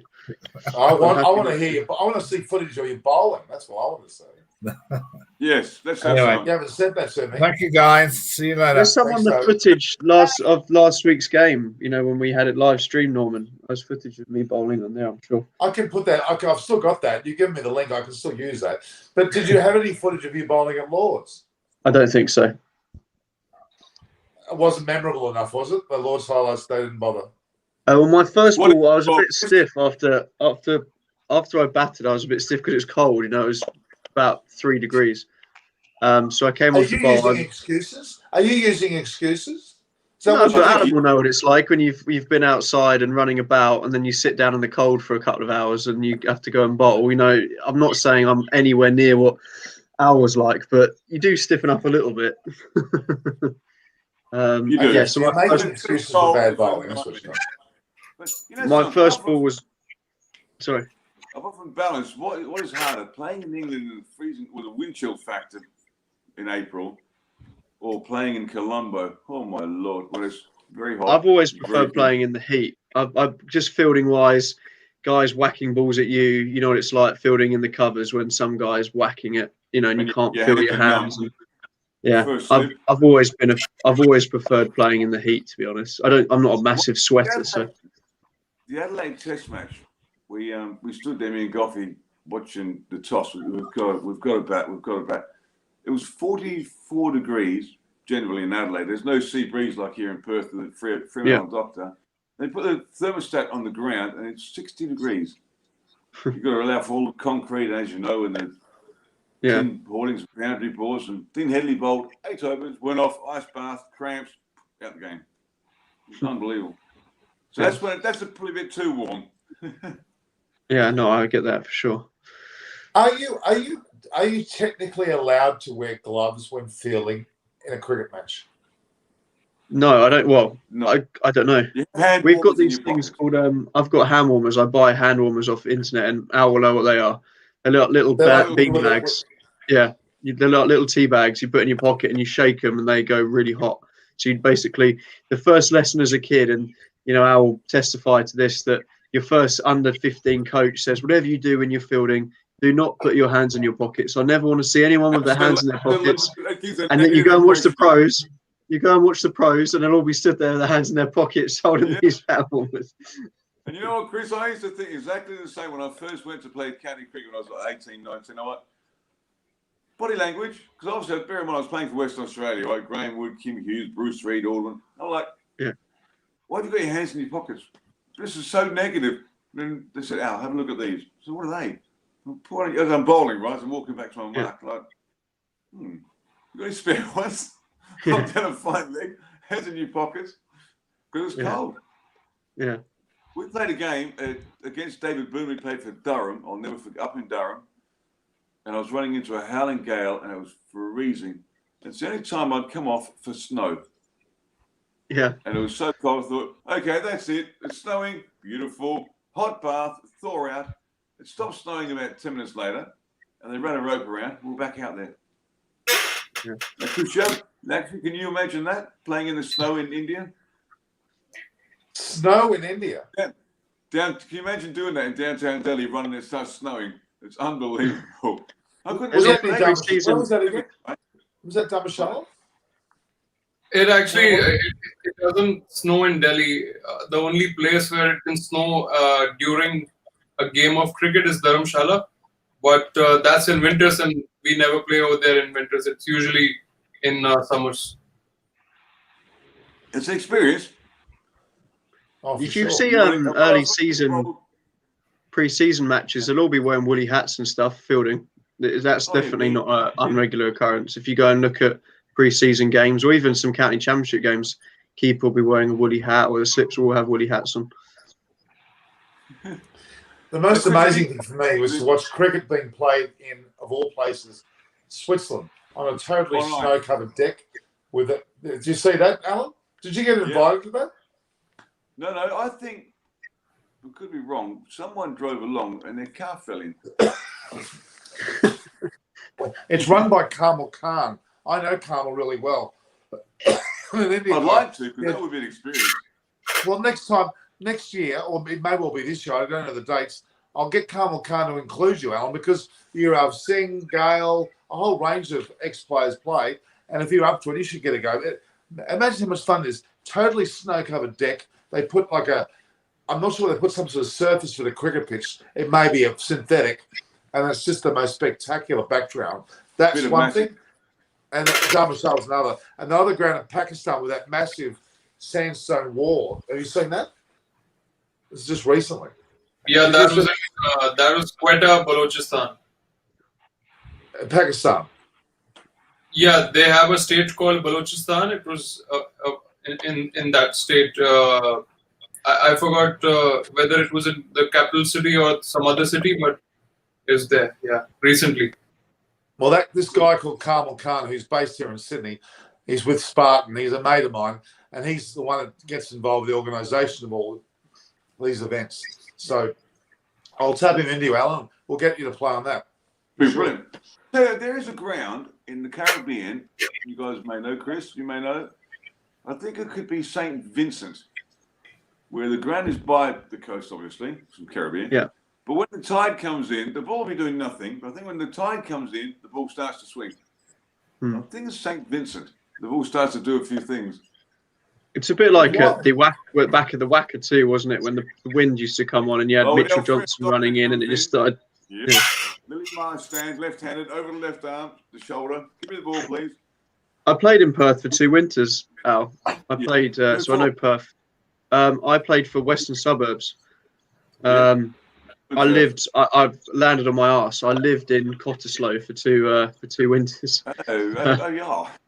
Yeah, I definitely got lucky there. In Cottesloe, but he's moved. I don't like Cottesloe. There's nothing there. It's empty. Shops and the beach. I tell you what. That's all you need. Sorry, guys. When you say 2 winters, Chris, you mean 2 summers, don't you? 2 English winters. Yeah, well, but you're in Australia, it's summer. So why are you but I meant for I had 2 Australian summers out there playing cricket. Yeah. That's down under. Because you were not playing cricket in winter in Australia. You were playing in summer. It happened to be winter in England. Get your seasons right, for God's sake. Mind you, they play cricket in the winter here up in Darwin, but that's summer there, isn't it? It's all tropical. Yeah, but he was referring to England, not Australia. Yeah, of course. Or maybe English winter is like Australian summer. Is that what you're saying? No, another way around. Australian winter. Australian winter is like English summer. Yeah, exactly. Yeah, all the people in Perth like it's freezing today. It's like 12 degrees. I'm like, that's like it was 12 degrees today, and it's the 1st of May. Yeah, but it's a different sort of heat, though. I've walked around London, 16 degrees in a t-shirt. 16 degrees in Perth. You're not walking around in a t-shirt or going to the beach with your shirt off. It's different sort of heat. There's so much contact. The first years in Perth was a really humid summer, and they were saying, I remember going to a nightclub after, and I think it was something like outside at 11 o'clock at night was like 35 degrees and 90% humidity. It was cooler, no word of a lie, standing inside the nightclub on the dance floor where than it was standing outside in the smoking area, because the humidity was that bad. Like midnight, 91% humidity, 33 degrees still. It was literally impossible. I don't know, if you've been to Sri Lanka and southern India, the humidity there and the heat, you would find that type of weather all the time here. Pardon? What, Alakshi? No, I'm saying Chris said 33 degrees Celsius with 91% humidity. You'd find that type of weather all the time over here. Today it's like 40 degrees Celsius. So I can imagine. Well, playing in Colombo, and I'll tell you, remember Colin Miller, Funky Miller for Australia? He had the funny coloured hair. Off spinner, right? Off spinner? Yep. He lives in Los Angeles now. Las Vegas, I think. Vegas, I mean. Sorry, Vegas. He practiced before he went to India, or he trained in a sauna. He had a push bike in the sauna.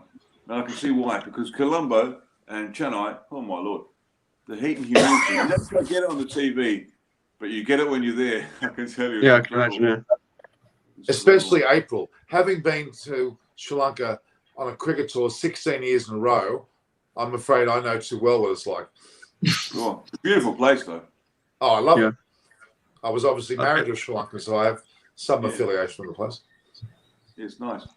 So Aswani talks is becoming a bit of a pain here. He's asking questions. Now he's moved from Keshav to me. Norman, talk about Darren Goff's hat trick at Ashes when he best experimented reverse swing. Is your mate in England? Where is Aswani? No, he's in India, but he's a proper cricket follower, so he wants to know about. I think Darren Goff's hat trick. Earlier, he put that question to Alan. Yeah. So you were not really taking the question, so it's come to you now. Well, I'm not Darren Goff. Alan, the question was, let me go through that question again. Talk about Darren Goff's hat trick in the Ashes. It was the best exponent of reverse swing. Was he? The best exponent of reverse swing? Yeah. He was very, very good, Goff. He's a very good friend of mine. Funny man. Very good. He's very skinny as well because he's not that tall. But I wouldn't say he's the best exponent of reverse swing. There's two other guys who are quite handy, like Waqar Younis and Wazir Makram. But he was brilliant. And to get a hat trick in any cricket, club cricket, you'd take it. I think I got a hat trick for the Hampshire second team in '88 against Haringey College. Figure that one out. But Haringey College, okay. Haringey College, yes. Chris may have heard of them. I'm not sure. But they used to get a game against the county second teams. I was at Hampshire. They didn't know if I was English or Australian, so I had to play the second team. Figured that out when I was 18 or something. But he's actually Goffy's a funny man. He just clarified he wanted to know if Darren Goff was the best reverse swing bowler from England, not around the world. Oh, from England, yeah. Yeah, and I tell you who else was very good. Craig White. He played for Yorkshire. Do you not think do you not think the best exponent arguably was a bloke that Simon Jones? Oh, for sure. Yeah, good point. Yeah. Just had no, but just his body failed him, didn't it? You know, he obviously went down at the Gabba. I tell you what failed him was a lack of nous by possibly the management, the coaches on that tour, because it's a known fact, and Norman knows this. You play Australian Aussie rules football at the Gabba in the winter, and then they top dress the ground or the playing surface, and so you don't slide at the Gabba pre-Christmas, and that's what he did, didn't he? And he did his anterior cruciate ligament, and as a fast bowler, Norman, I'm gonna very hard. Lux, you got to go. Yeah. All right, thank you, Lux. It's been wonderful having you here. Luxury. Always good.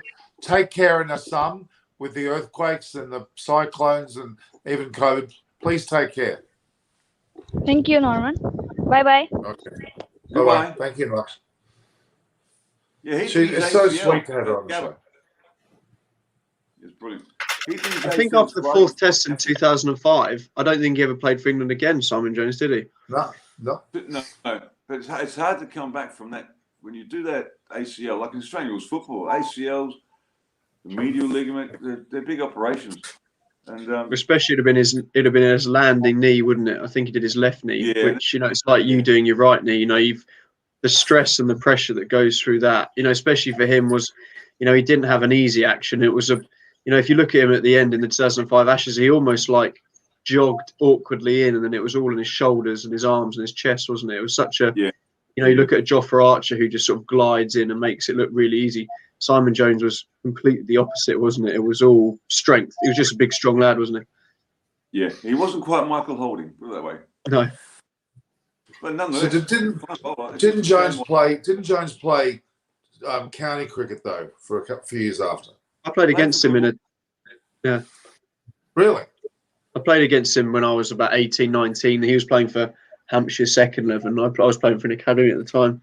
I faced him. He didn't get me out. I remember I think I hit him off my hip for 2, but he was quick.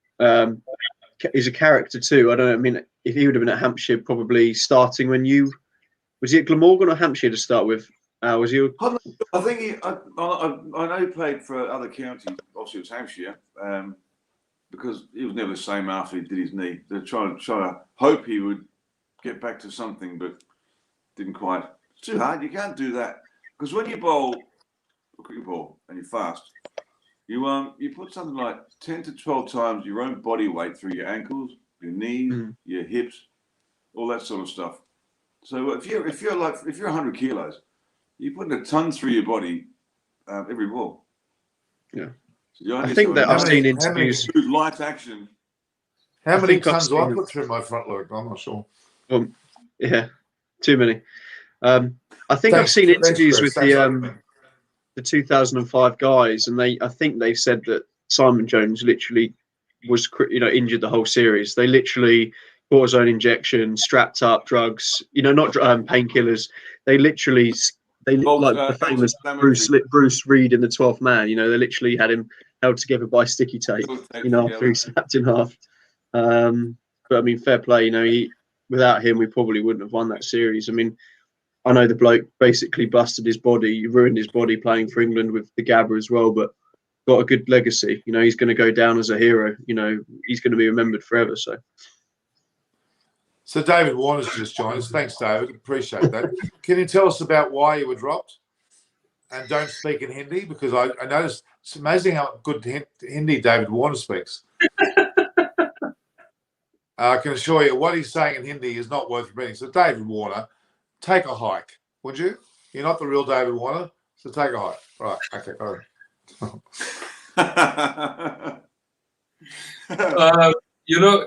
Let's get back to the matches today. I just wanted to ask, were you impressed with Karthik Tyagi? I mean, the first over, especially the first ball he bowled to Manish Pandey, that actually took a bit of kick, isn't it? Yeah, he looked particular. There seems to be a habit of bowling bowlers for 1 over or very few overs and putting on unusual starting points. Tell me more about him. I don't know much about him. Well, he was actually in Australia with India squad last year as a. Oh, Tyagi, of course. Yeah. Sorry, I thought you meant something else. Tyagi. He was actually basically a warm-up bowler, but could have well played. Yeah, correct. People probably didn't recognize him today because he had longer hair. That's right. I thought I was a bit miffed because he had short hair in Australia. That's right. Yeah. So did Alan or Chris? Did you guys see him bowl today? I didn't. As I said, I was out today. I was on zoo duty today, so I didn't get to see. I saw most of the first innings, but didn't see him bowl second innings. So. I was going to do this thing called being in bed because it's a different time here. Yeah. No, but that was the first game. That was the first game in the evening, the first one. Yeah, that was on here about 9:30, 10 o'clock. Okay, but Tyagi was very close to being selected in the series in Australia because they're running out of bowlers. After Siraj and the like, and after Hussaini, Tyagi was the next one who's going to step up. He went very, very close to debuting for India in the last test, I heard. Yeah, his action kind of reminds me of Stuart Broad, actually, if you have noticed carefully. Like last year, I think it was Mitch McClanahan who tweeted that he runs like Tom Curran, but he bowls like Stuart Broad. thankfully he doesn't bowl like Tom Curran for India. Yeah, I was about to say you'd want it that way around, wouldn't you? You wouldn't want to. I mean, don't worry. If David Gravity was online today, and you talked about Tom Curran, he would defend him. I don't know why England or IPL, BPL teams keep selecting Tom Curran. I mean, his economy is over 9 or 10, I think, and he kind of reminds me of this bowler from England. Remember Jay Dunbach? Yes. Dunbach. Yeah, he also used to go for actually a lot of runs. Hang on a second. Jay Dunbach got picked. He's the latest and greatest. And, he got picked, I think, because he had probably the best back of the hand slow ball in English cricket, didn't he? But Dunbach, he had a really good back of the hand slow. Yeah, but I think did he play for Surrey? Yeah, I think he's still about somewhere. He was last year, I think. He never had a game plan. Like he had to construct an over. He just bowled. I used to Bowl watch quick, try bowl quick. Yeah. I don't know this thing about Grav and me swinging the ball. Grav, were you there at the Wacker when Bob Willis said it was the best spell of quick swing bowling from a left armer he'd seen? Sorry about that. And they couldn't lay a batsman. You know how I got out? Gillespie. My poor Steve Hall couldn't lay a batsman. Even Steve Hall said that. Grav's a beautiful. Sometimes you do too much of it. The best players in the world. I played in a Kent Twos game against Middlesex when I was 18, and they had a proper bowling attack as well. Steve Finn and Ian O'Brien opened the bowling for them that day. Then Toby Roland Jones bowled as well. Robbie Williams, do you remember Robbie Williams from back? He played quite a bit. Williams, I thought he played music. Yeah, but, so I was not out. I was 42. I was 46 not out at the close of play, having batted horribly. And I asked Ian O'Brien, I said, you've played 80 test matches for New Zealand. What's the secret? Any advice for me as an 18-year-old? He said, just keep playing and missing, mate. You'll be fine. So that's the difference. Sometimes I bet Alan will say the best spells he ever bowled, that he wouldn't have got any wickets because they wouldn't lay a bat on it. Batsmen aren't good enough to get anywhere near some of your best swing balls, are they? Miss it by miles. It's sometimes doing a little bit to get something. When you play for 18 years, and I know about 1,300 wickets and all that sort of stuff, which is great, but they say, oh, you'll bowl much worse than that and get 5 for. Well, you do. But you also bowl much better than when you did bowl bad. You get 5 or 6. I took 8 for against, I don't know who it was, at the Rose Bowl, and the wicket was so slow and doing absolutely nothing. And so I said to Adi Ames, the keeper, I said, mate, I'm going to just go around the wicket to the right-handers, stand up to the stumps. I don't care. I'm going to put the glass there and hit them ball after ball after ball after ball. And they just got bored and they got out. So there's a million ways. And some days you go out there, you're on fire, and you just run through the team. And there's other times where it's just cricket. You come across so many situations. But the idea is to have more good days than bad, and then you're winning, aren't you? Yeah. Well, that explains why I took so many wickets, because I bowled relative rubbish, and people thought they could take advantage of me, and they often got caught, and all sorts of dismissals. So that's probably the logic of my bowling. And I did it deliberately. I bowled badly deliberately for that reason, as I'm very tactical with my bowling. But anyway, we'll change subjects now. Ashwani Talks. What's Ashwani's real name? What is this Ashwani Talks guy? He's come on here and he's asking us 900 questions. Norman, how do you rate Joe Agal Srinath, former Indian fast bowler? He was very good. He was a very good bowler. For 6, Edgbaston. That's when Nasser got out, caught fine leg, and did me out of a 50, my test debut. What were you, 6, 5 not out? Pardon? How many did you get? I don't know what I was on. 18, 20, one of my top scores. Actually, I guided Nasser through. I'll tell you a story, right, about Javagal Srinath, obviously, and Prasad and all those guys, Kumble. Sachin was playing, like Ganguly, Dravid. So I went out to bat, number 11, and as you can imagine, and Nasser was on 85, 88. I hadn't made a test 100, and I walked past him, so, all right, Nass, all right now. Yeah, I hadn't made a test 100 yet, Nasser, right? So I think Javagal was bowling, my first ball I'd faced in Test cricket. I've taken guard. I think I know what I'm doing. You tap the wicket down like you pretend you know what you're doing at number 11, the gardening. Exactly, right? And I'm facing up, and first ball in Test cricket, Javagal's come flying in, choked it away, outside stump. I tried to launch him over cover, out the ground for 6. And Nasser comes wandering down. He goes, "Don't worry, Nash. I've got it under control. I'm just foxing him." And I thought I'd better get stuck in. And he got 100. And then he got caught fine leg hooking. And I'm like, "What are you doing?" "Mate, I'll get you through to 100. You need to knock around a few singles so I get my first 50. And that's why my test career batting, it went downhill from there. I blame Nasser. Confidence for sure. Rubbish. Yeah. Coming back to Tom Curran. I mean, do you guys rate him at all? And why do you think he keeps getting selected in all the leagues or even England's national team? Look, I mean, there's there's obviously something there because England rate him, the Big Bash guys, the IPL guys. These are all guys who know cricket inside out. You know, I know we talk about it. You know, we've played cricket, but for these guys who are paid, all these selectors and coaches who are paid, that's their jobs and are paid hundreds of thousands of pounds a year to do it. They all obviously rate him or see something. So I personally don't see it. I think he struggled for England a bit in the IPL, but there's clearly something there. There's no way that all these people are wrong. You know, they've all picked him. They all back him. They're not doing it because he has any dirt on them or because, you know, or because they want to or because they like him. You know, it's their job on the line. So they obviously see something. And, you know, there's so many of them that are doing it that you have to back those guys, don't you? I think he's a good trier who gives it his all, and they love that. If he was all laid back, he wouldn't be in the team. No. I know that for a fact.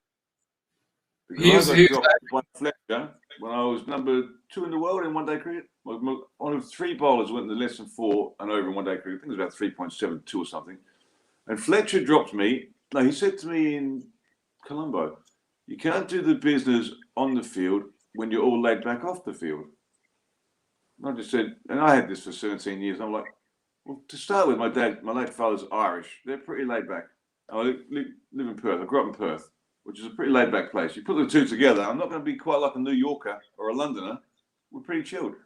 But if you look at the results, so the way England do things is a bit different. They love a good trier. But I think you're right, Chris. I don't think he's up to it. Anywhere near. See, when you say he's 100% trier, that reminds me of Shardul Thakur because even for India, he gives more than his 100%, but at times he tends to go for a lot of runs. And I think that's the case with Tom Curran as well. It's the results that count. No matter how you get there. It's not how, it's how many. Now, Keshav, have you got a fan club or something? Someone's created a fan club. Is that what that is, that name? Or is it a rude name? It's not a fan club at all. It's something else in Hindi. All right, we won't answer his question then. Oh, hello. Somebody's father's just come on deck. Where's Barnstead boy been? I don't know. I think he's been probably watching the football. Bigger fish to fry than one, clearly. 100% heart. Barnstead boy.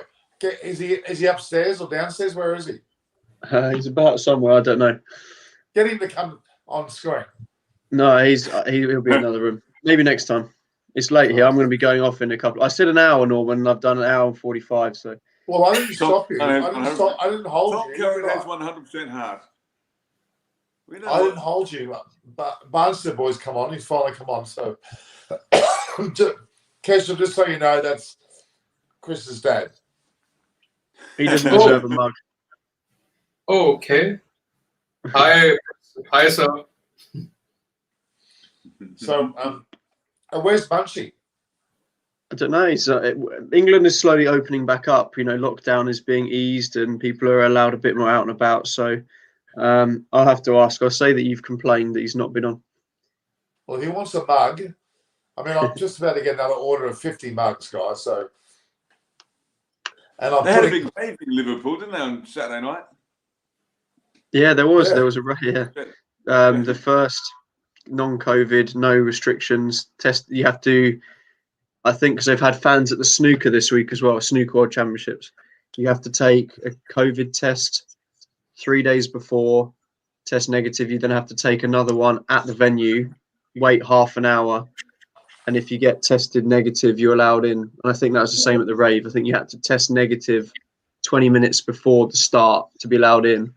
and then no social distancing, no masks, just to see how it goes. So I mean, that seems to be lockdowns don't work. I look after Mum, as Norman knows, and she's 82. I follow this stuff non-stop. In fact, here's one for you, Chris.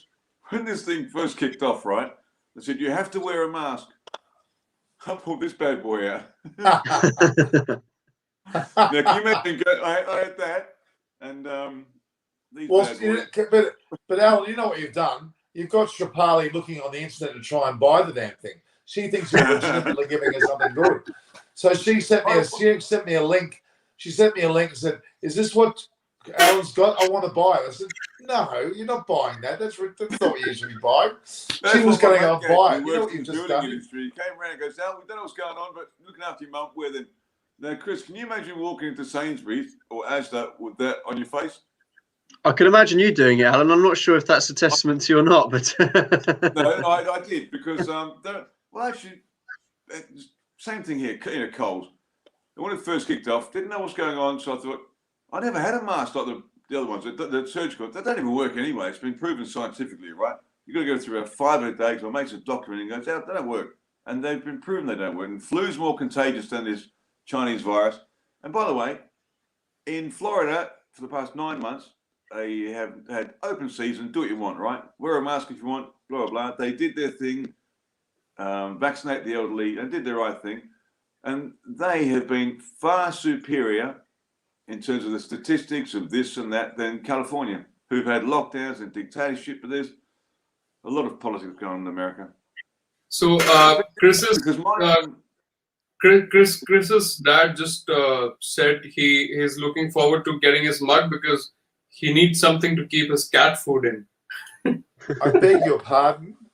Nothing with my face on it's going to have cat food in it, all right? And nor is it to be used as a toilet for a cat, all right? So, thank you. But I said, boy, actually what I'll do is I'll make a cup up for you that's got a special photo on it. How about that? I'll dig in my collection of photos and get that put on there, if you like. How rude is that comment? And Norman Ashwini has a new question for you. Neil Fairbrother's best ODI batsman for England in 99. What the hell? Nick Knight was better than him. Graham Thorpe. Yeah. Knighty was #1 in the world in those rankings. And Nasser Hussain on the Ashes tour preceding the World Cup in England. There was a 98-99 Ashes tour, a one-day series. And then we had a trip to Lahore for pre-season camp and then Dubai. And Nasser Hussain was not even in the World Cup squad, right? He did not stop whinging and moaning and whinging and moaning. And then they picked him. And he's playing for us in the World Cup. And he's a one-day player, obviously. And he cannot tie Nick Knight's shoelaces. And Nick Knight's sitting there watching. Couldn't believe it. Milan's our resident Indian in Austria. In Vienna, Austria is Milan. I think this has turned into a late comedy night show. Nice. We can do if you want. Got a few stories. I don't think. Well, Alan, I'm happy to hear your stories.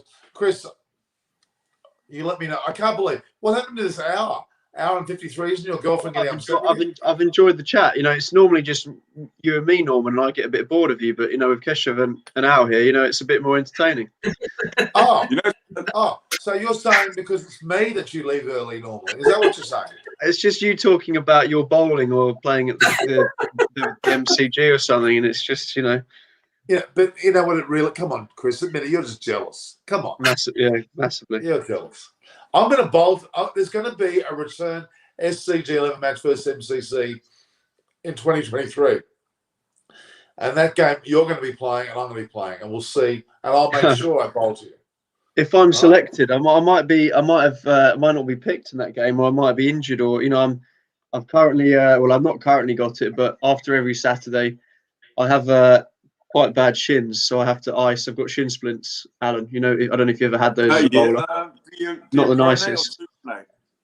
I've never suffered from that. Yeah, so Right. my 7th over yesterday, I was struggling. It was I was painful. So after every Saturday, I've got to sit there with a big bag of peas on my leg and just try and be fit for next What Saturday. side of your shins? The outside or the inside? Both, top and bottom, yeah, it's both. So I'm seeing a physio, and I've got one of those bands to stretch. It's weird because it feels like it's a pain in your bone. I don't know if you ever had it, normal, Keshav, but it feels like you've got a really badly bruised bone. And it hurts, but it's actually your calf muscles and your muscles in your leg that are weak. Muscles. So it's all. It's all. It can be like if you pronate. Obviously, that's on the inside of your shin. Yeah.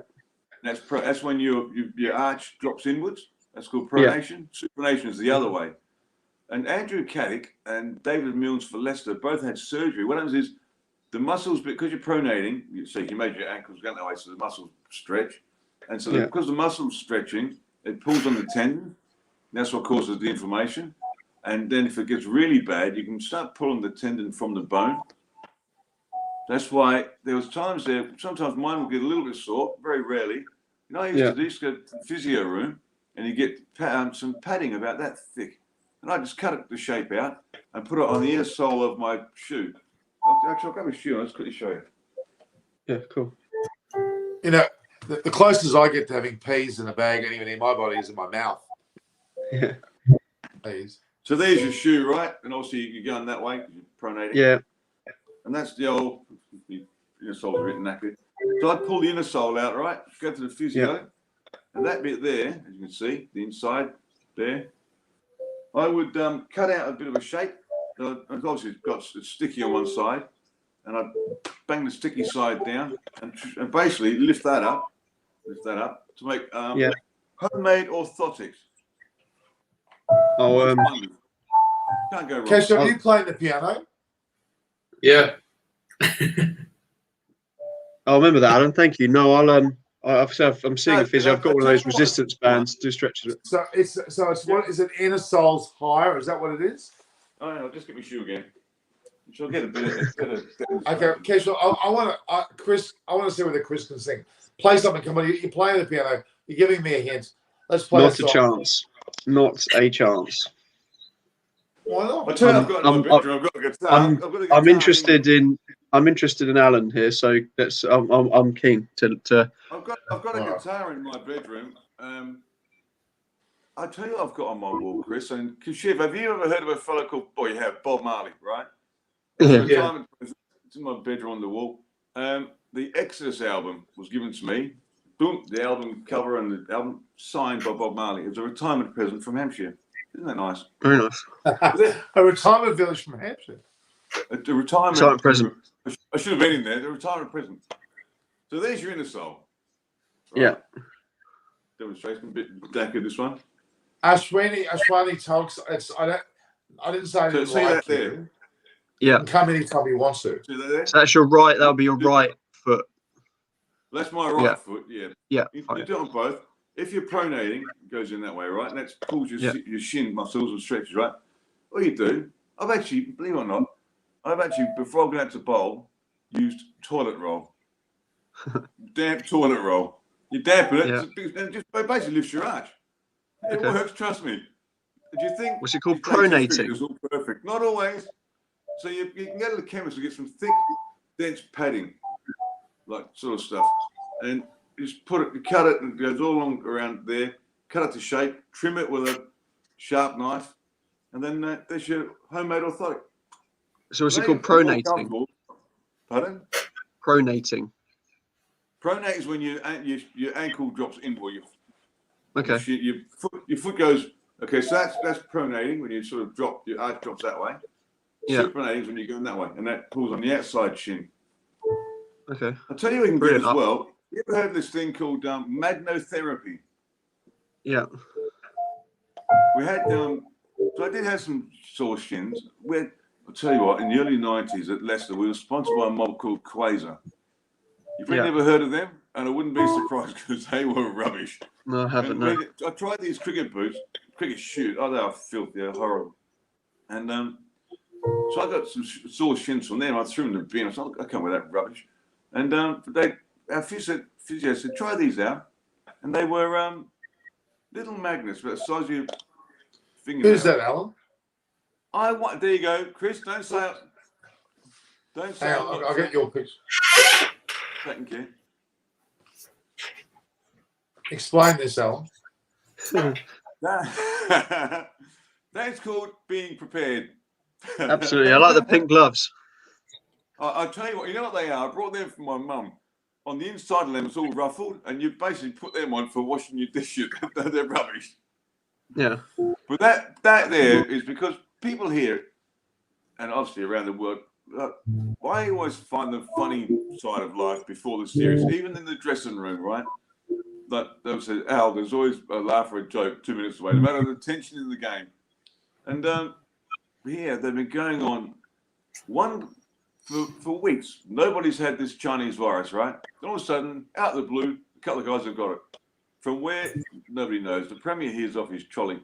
And he's going on about a lockdown and this and that. And he hasn't mentioned anything about whether you're vaccinated or not, which I am. They don't know what they're doing. So I thought, you know what? I'm sick of this. You go to Coles or whatever, they've all got their masks on and they've all got I always say a face like thunder. They've got to cheer up in Perth because, you know, one person out of 2.5 million in the biggest state in the world, you know, the place is empty. And so I went to Bunnings on B&Q and I brought what's it called? A hazmat suit. So I brought that. So I had a photo taken at the. So I've got the hazmat suit. I've got my mask. And I'll be wearing that down to Coles today to do the shopping. Fantastic. Video it. All right. Devraj Max has asked Chris a question. Before you go answer it, you can go if you want to. Yeah, I'll dive off after this. 2 hours is plenty for me. Well, I think that they probably will now. I think it's likely, isn't it? They've done very well. They've hit good form. They've had some good performances when it matters. And you know, I mean, it's theirs to lose, isn't it? Really, they should make it. Obviously, we're down to the business end now of the comp. So if they can keep their form going, then yeah, they should do. Okay. And I won't ask Kesha because he'll say yes. All right. Thanks, Chris. If you tell me if you want to go. I'll head off now. Yeah. Just before you go, Chris. Yeah. What's that? You like your football, right? Who's that guy? You need to hold it closer. Needs to come closer. By the look of the haircut, is it Kevin Keegan? No. He played for Liverpool. Okay. Should know then. He was Australian. That's I don't know. You're gonna have to help me. First name Craig. Yeah, I know Craig. Johnson. Oh, geez, what's his last name? Johnson. Craig. Oh. Johnston. Craig Johnson, of course. Craig Johnson, one of our best soccer players as well. Yeah. Football players. Sorry. That was a game that changed the world, and it was actually a celebrity mob against the Australian Aboriginal team. Keshav, is it football or soccer in India? It's football. Football. So you're 3 against 1 in Norman. That's unlucky, isn't it? It's actually football. Rugby league is true football. No, it's not. You play most of your hands. Exactly. It's like in America, they call it football. Really? You run with it. You hardly. Yeah. If you're playing soccer, in your head. The way the English players play, it certainly isn't football, is it? A lot of illegal hand use and handling. Well, at least they play it with their. At least they play it with their feet. That would be Maradona. That would be Maradona with his hand of God. Yeah, 1985, 1986. When was the last time England won a World Cup in soccer? More recently than Australia have won it. No. I asked the question what year. I don't want 1966. Alan Ball played for Jeff Hurst. Yeah. All right. As Chris goes, Kesh should play a song so he's got something to remember. Just add Chris's words into the song. I'm not adding any words. Norman, I might be back tomorrow because RCB are playing tomorrow, aren't they? So I might try and get on after again. On. I'll try. I'll see you on that. Cheers, Al. Okay, cheers, Keshav. Have a good one. But when you get back, Chris, I'll see you with one of these bad boys. I'll try. I'll see what I can do. Get yourself down Sainsbury's. Thanks, Chris. See you later, guys. Chris, take your fan club with you, would you? Oh, they can stay on wine Norman up. Okay. Well, they are. They're speaking Hindi in bad words. Okay. We'll see you later. Ciao. Ciao. Ciao. Ciao. So, Alan. So now we come to the musical part of the day. We've got Alan, and he gets your guitar, Alan. Kesha, you got your piano. This is your chance to play on international stage, Alan, your music. Where's your guitar? It's in my bedroom, but the G chords that is tune. I can't tune a guitar. I'm not very good. There's not many times, Kesha, you're going to get an opportunity to play guitar with Alan Mullally live, so this will be something. Could be a first. So the late night comedy show has become musical now. What's that? In fact, the whole guitar's out of tune, and the battery's gone flat. But here it is. So, Ashwani Talks is going now. No, I think he said bye-bye to Chris. Okay. And I said, seems like the late night comedy show is turning into a musical now. It's good. All right, so I'll be the singer. I must be the singer. So. I hardly play this thing, by the way. I used to play a lot. So what can we play? What can you both play? Bob Marley?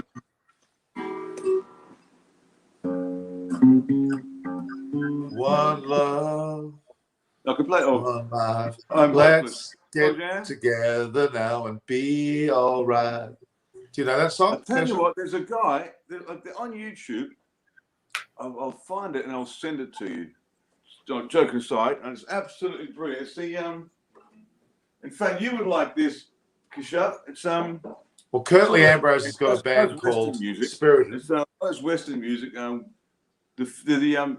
guy, I can't remember his name. He's from the Fugees, and he's in one of the islands in the Caribbean. He's just sitting there with another guy, and he's got his acoustic guitar and his microphone. It's just people sitting around, not a lot, just as you would.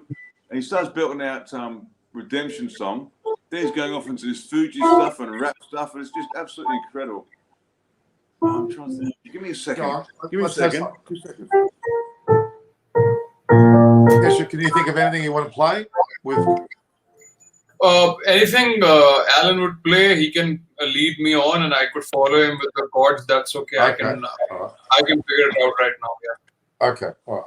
Did you know that Curtly Ambrose has got his own show? Did you see that YouTube channel show? Have you seen that? No. He plays. He's got some girl who's Indian background, but she's from England. Okay. Just started. All right, you start to play. Alan, you start to play. And Kesha will join in.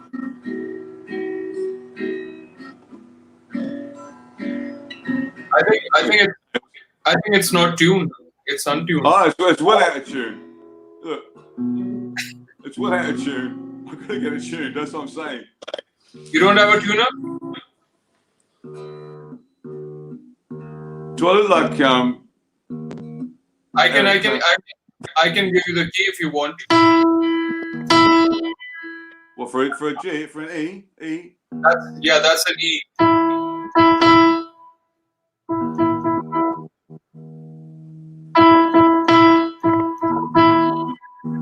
Yeah. Getting the next one.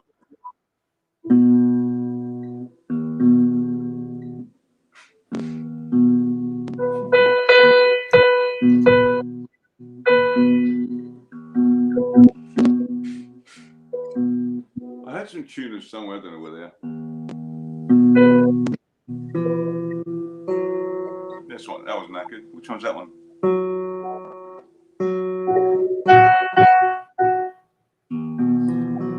All right, enough warming up, guys. Let's get started. But if his guitar is not tuned, it won't sound good. Next time, I'll get it tuned today. Oh, why did you get so fussy? You just play whatever. No, but Norman, if he plays an untuned guitar, it'll actually spoil everything. Okay. So we'll get Alan to sing then. Get me to sing. Yeah, you could sing Imagine, isn't it? There you go. Wow. Wow. Lift it higher. You see that? Bob Marley. Signed. Thank you. Pretty impressive. That is some memorabilia. Yeah. All right, well, then, okay, just play something casual. We'll get Alan to sing. Let's ask him his favorite song, then I'll try to play it. All right. It'll be Bob Marley.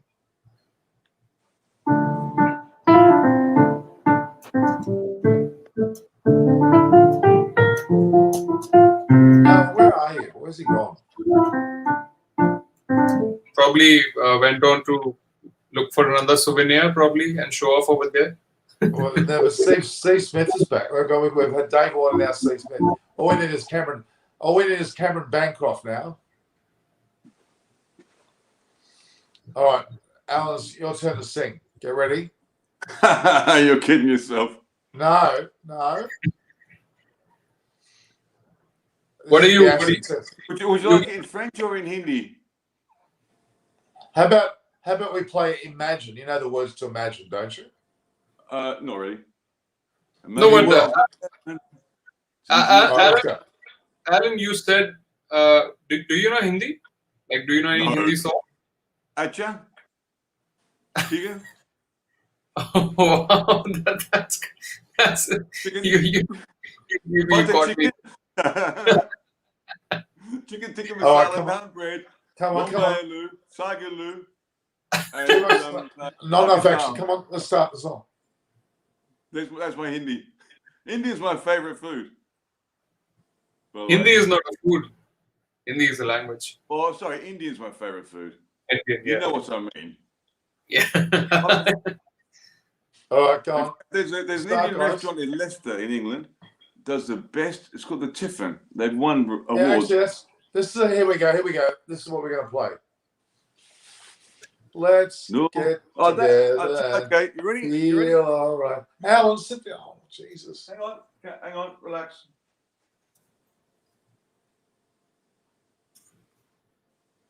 Well, this is a strange statement.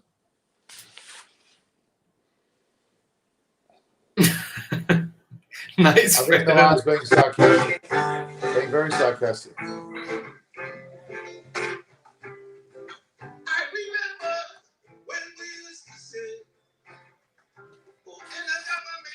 But I think this might get Norman a copyright strike. Hang on.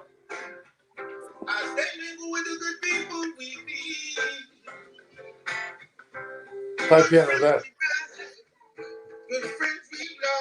There you go. No woman to cry.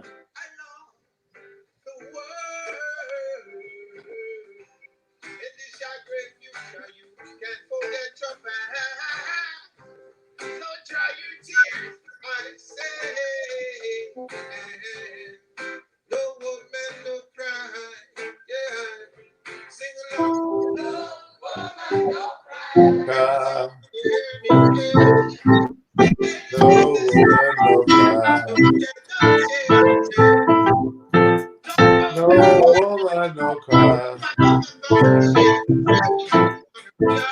Alan, would you sit down? Alan, would you sit down? Alan, would you sit down? Alan Mullally, sit down. No, Alan, no cry. No, but Norman, what if you get a copyright strike for that? What, me singing? No. The video he played over there. I doubt That's it. that's the guy from the Fugees just sitting around having some fun on an island in the West Indies. They were quite a big band. And one of Bob Marley's sons was married to the female singer from their band, Lauryn Hill. So there you go. You can Google it. Just like I was trying to learn Hindi from Google Translate before I go to coach in Delhi and Mumbai and Berkeley and places like that. For you guys who speak so fast, probably think we speak fast. Oh, I've got the action, and I've got the chicken, good, and okay. I won't get a strike for that, will I? That was too short. You never know. I mean, I actually last month I got a strike myself because I had put like a little footage of that Dhoni 6 in the World Cup final, and I got a copyright strike. It was just for a couple of seconds, and ICC gave me a strike for that. For the video? For the video, yeah. Well, I mean, what they would do with this is probably lower the volume for what we just saw. I don't think you can go and edit it. It'll stay as it is. No, I mean, YouTube will put that part of the video inaudible. Okay. That's what they'll do. Let's hope you don't get a strike. Oh, I doubt it. What, from YouTube? Yeah, they do things like that. Oh my God, they're so temperamental. See, I should have no more strikes because I had a strike that was where is the strikes? Where does it show that? Well, you can get banned from YouTube. if you get 3 strikes, your account will be disabled. Yeah, well, I haven't got any strikes. I've got no strikes. YouTube is owned by Google. Yeah. They're all mad. They want to control the world.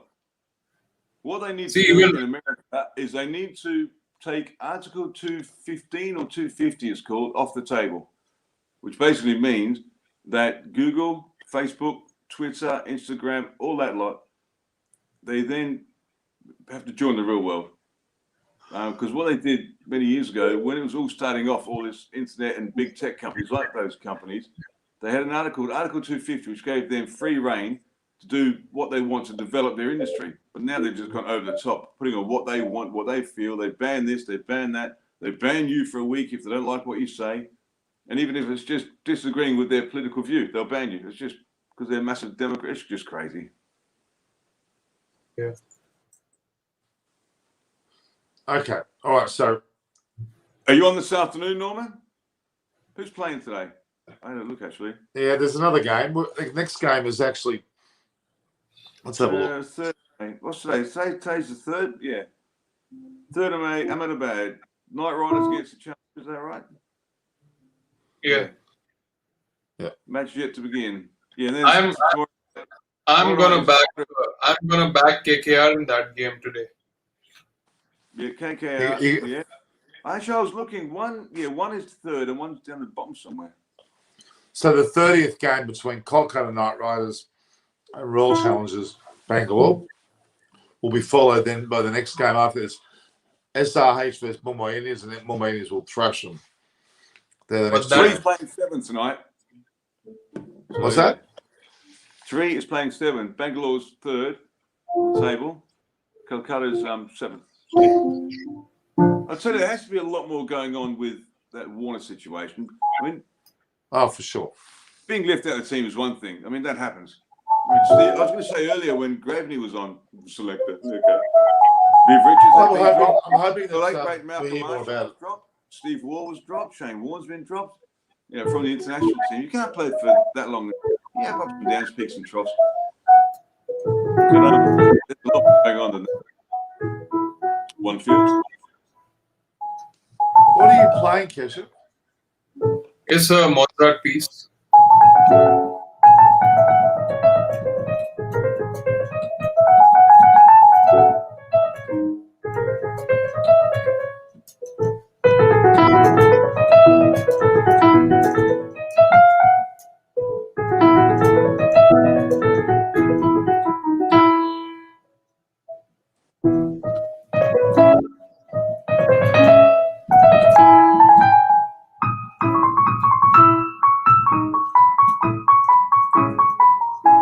Have you heard it? Have you heard it? Of course. Yeah. Yeah. Pumpernickel or Pumpernickel. Scarlet Pimpernel. Scarlet Pimpernel, isn't it? No. This is. I am also forgetting the name, but The Black Symphony in the key of C. it's not a symphony. It's a march. Oh, you're joking. I don't know what it is. Yeah. I'm sure it's playing against the Scarlet Pimpernel. I doubt. There's probably some joke. It's a joke. Boom, boom. Scarlet, doesn't it? It's all right. All right. Let's get something constructive going here, guys. Otherwise, I'm going to fall asleep. So I was going to go have a coffee in a minute and get psyched up for this afternoon and get psyched up to wear my hazmat suit, that photo you showed, down to the shopping centre to get some groceries. Lighten up, people. Life is tough. It's tricky, but we survive. So, Alan, my you mum used to play guitar. Piano. Sorry, what? My mum used to play the piano many years ago back in England. Okay. Yeah. Alan, do you also not sleep just like Norman? yeah. No, I do, but Norman didn't think I would get up at 1:30 in the morning to jump No, I on board. didn't. No, so I thought I'll jump on board. No problem. You're not going to Okay. sleep again. You're not going to sleep now. Go to sleep when I sleep. Okay. Buckle Dada is saying play Sweet Caroline. Sweet Yeah, everyone loves that. Caroline. Neil Diamond. You play something like that? Yeah, I mean, if you guys can sing, I can definitely Okay. play for you. Sweet Caroline. Just hang on, I'll get the words out. Hang on, I'm gonna do this. I'm feeling fine. Feeling fine. Hang on, I'm gonna put it up. Once you get me started singing, you're in trouble. Oh, God. Neil Diamond. Lyrics. Here we are. Okay. Where it began, I can't begin to know it, but then I know it's growing strong. Was in the spring, and spring became the summer. You've got to get the quarter. Who believed you come along? Hands touching hands. Sing the same song. Alan, we'll start again. I was going to speak quick. You got the words? Okay, you're not going to catch up. All right, let's start again. Right, where it began. Ready? 1, 2, 3, 4. Where it began, I can begin to know it. And then I know it's growing strong. Was in the spring, and spring became the summer. Would have believed you come along. Hands touching hands, reaching out, touching me, touching you. Sweet Caroline, boom, boom, boom. The times never seem so good. I've been inclined to believe they never would. Look at the night. Look at the night. We filled it up with only two. It seems so lonely. We filled it up with only two. And when I heard he runs off my shoulders, how can I hurt when I'm holding you? Before we get the normal traveling band on the go, we've got to practice. Okay. Now we'll just go to the main chorus then. Sweet, come on. Sweet Caroline. Good times never seem so good. I've been inclined to believe they never would. No.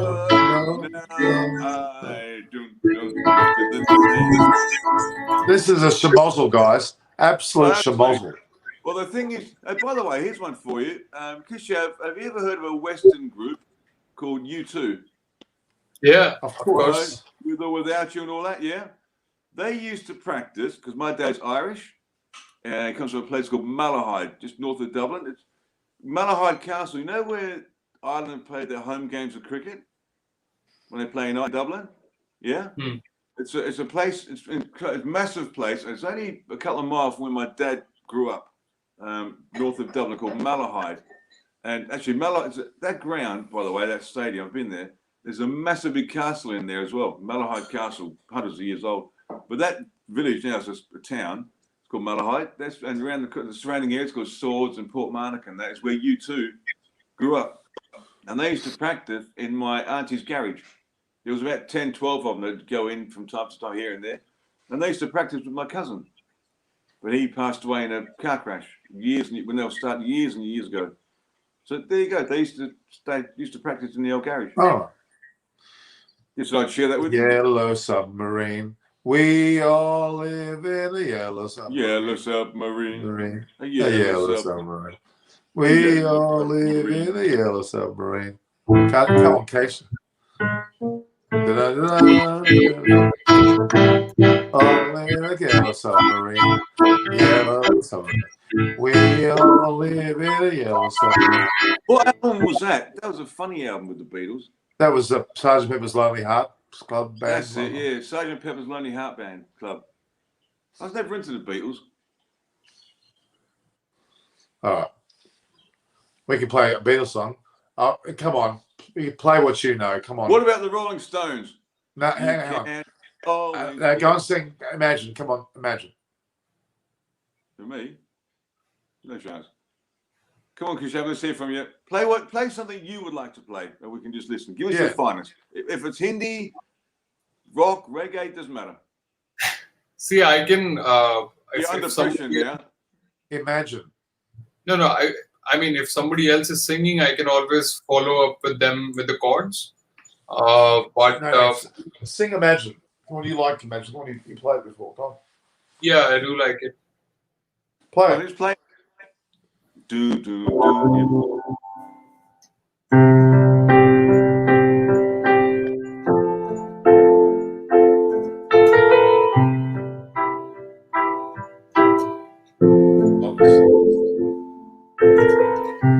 Imagine there's no COVID. It's easy if you try. No place to fight for vaccine. No likes if someone dies. Imagine all the people living life in peace.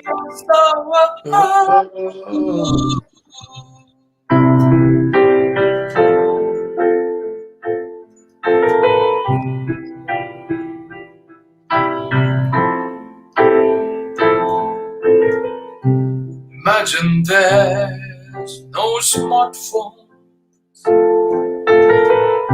What? I'm really using mine. It isn't hard to do. Nothing to hold or look at.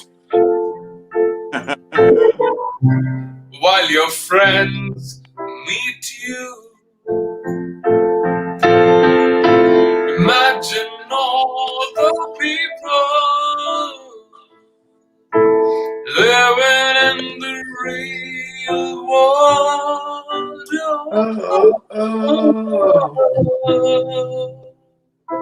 Come on, Alan.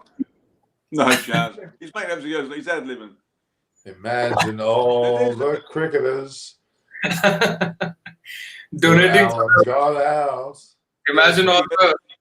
Imagine all the cricketers that Alan got out. Included Brian Lara too, and Tendulkar and Richards, and a whole bunch of people that we don't know, and all the fictitious players Alan claims to have got out for a low score of 3. Basically, it was a hat I was given from a club in New Delhi when I was coaching there before this COVID rocked up. So that's the game. I'm meant to be obviously in. All right, guys, I'm about to lose it now. I'm about to lose the play. Well, guys, in coaching, when all this is done and dusted, this COVID stuff, me and Norman hopefully going to. I've got coaching organised, just waiting on all this. We'll be over to. Were you in New Delhi before this? Pardon? Were you in New Delhi before this? Yeah, I've been to New Delhi a few times. New Delhi, Mumbai, Chennai. I'm from New Delhi, but I live in Mumbai right now, and I studied music. I studied music in Chennai. All right. Yeah, I've been to Chennai. Very warm. Have you heard of a place called Berrily? Yeah. It's out in the Wild West, just out of the way. But yeah, so I was all over the place coaching and what have you. It was brilliant. I love it. Although I had to coach about 80 kids and all we had was 2 nets. And So out of all the Indian cities you have been to, which one, like, where did you like the food the most? all over the place.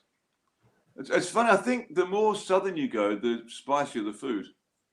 The further north, I say the further south. That's what I mean. Further south. Oh. No, actually, the food in north of India is a bit more spicy. Like especially Delhi. I mean, Delhi is quite. Yeah, but I would argue that if you get down towards Kerala and further south, you get close to Sri Lankan style food. Yeah, Sri Lankan Kerala. It's very spicy, but it's so tasty. I love it. No. I went out for dinner once in Southampton, in England, Hampshire, when Wasim was playing for Hampshire. And he said, Spider, do you like curry? I said, yes.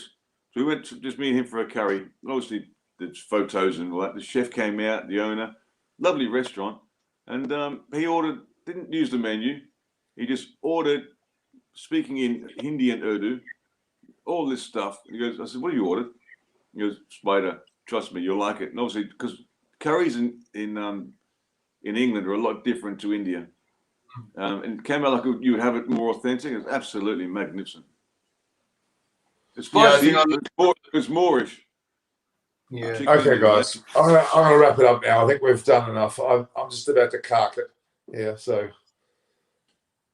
All right, Okay, thank you very much. Just a quick one, Kashyap, before we go.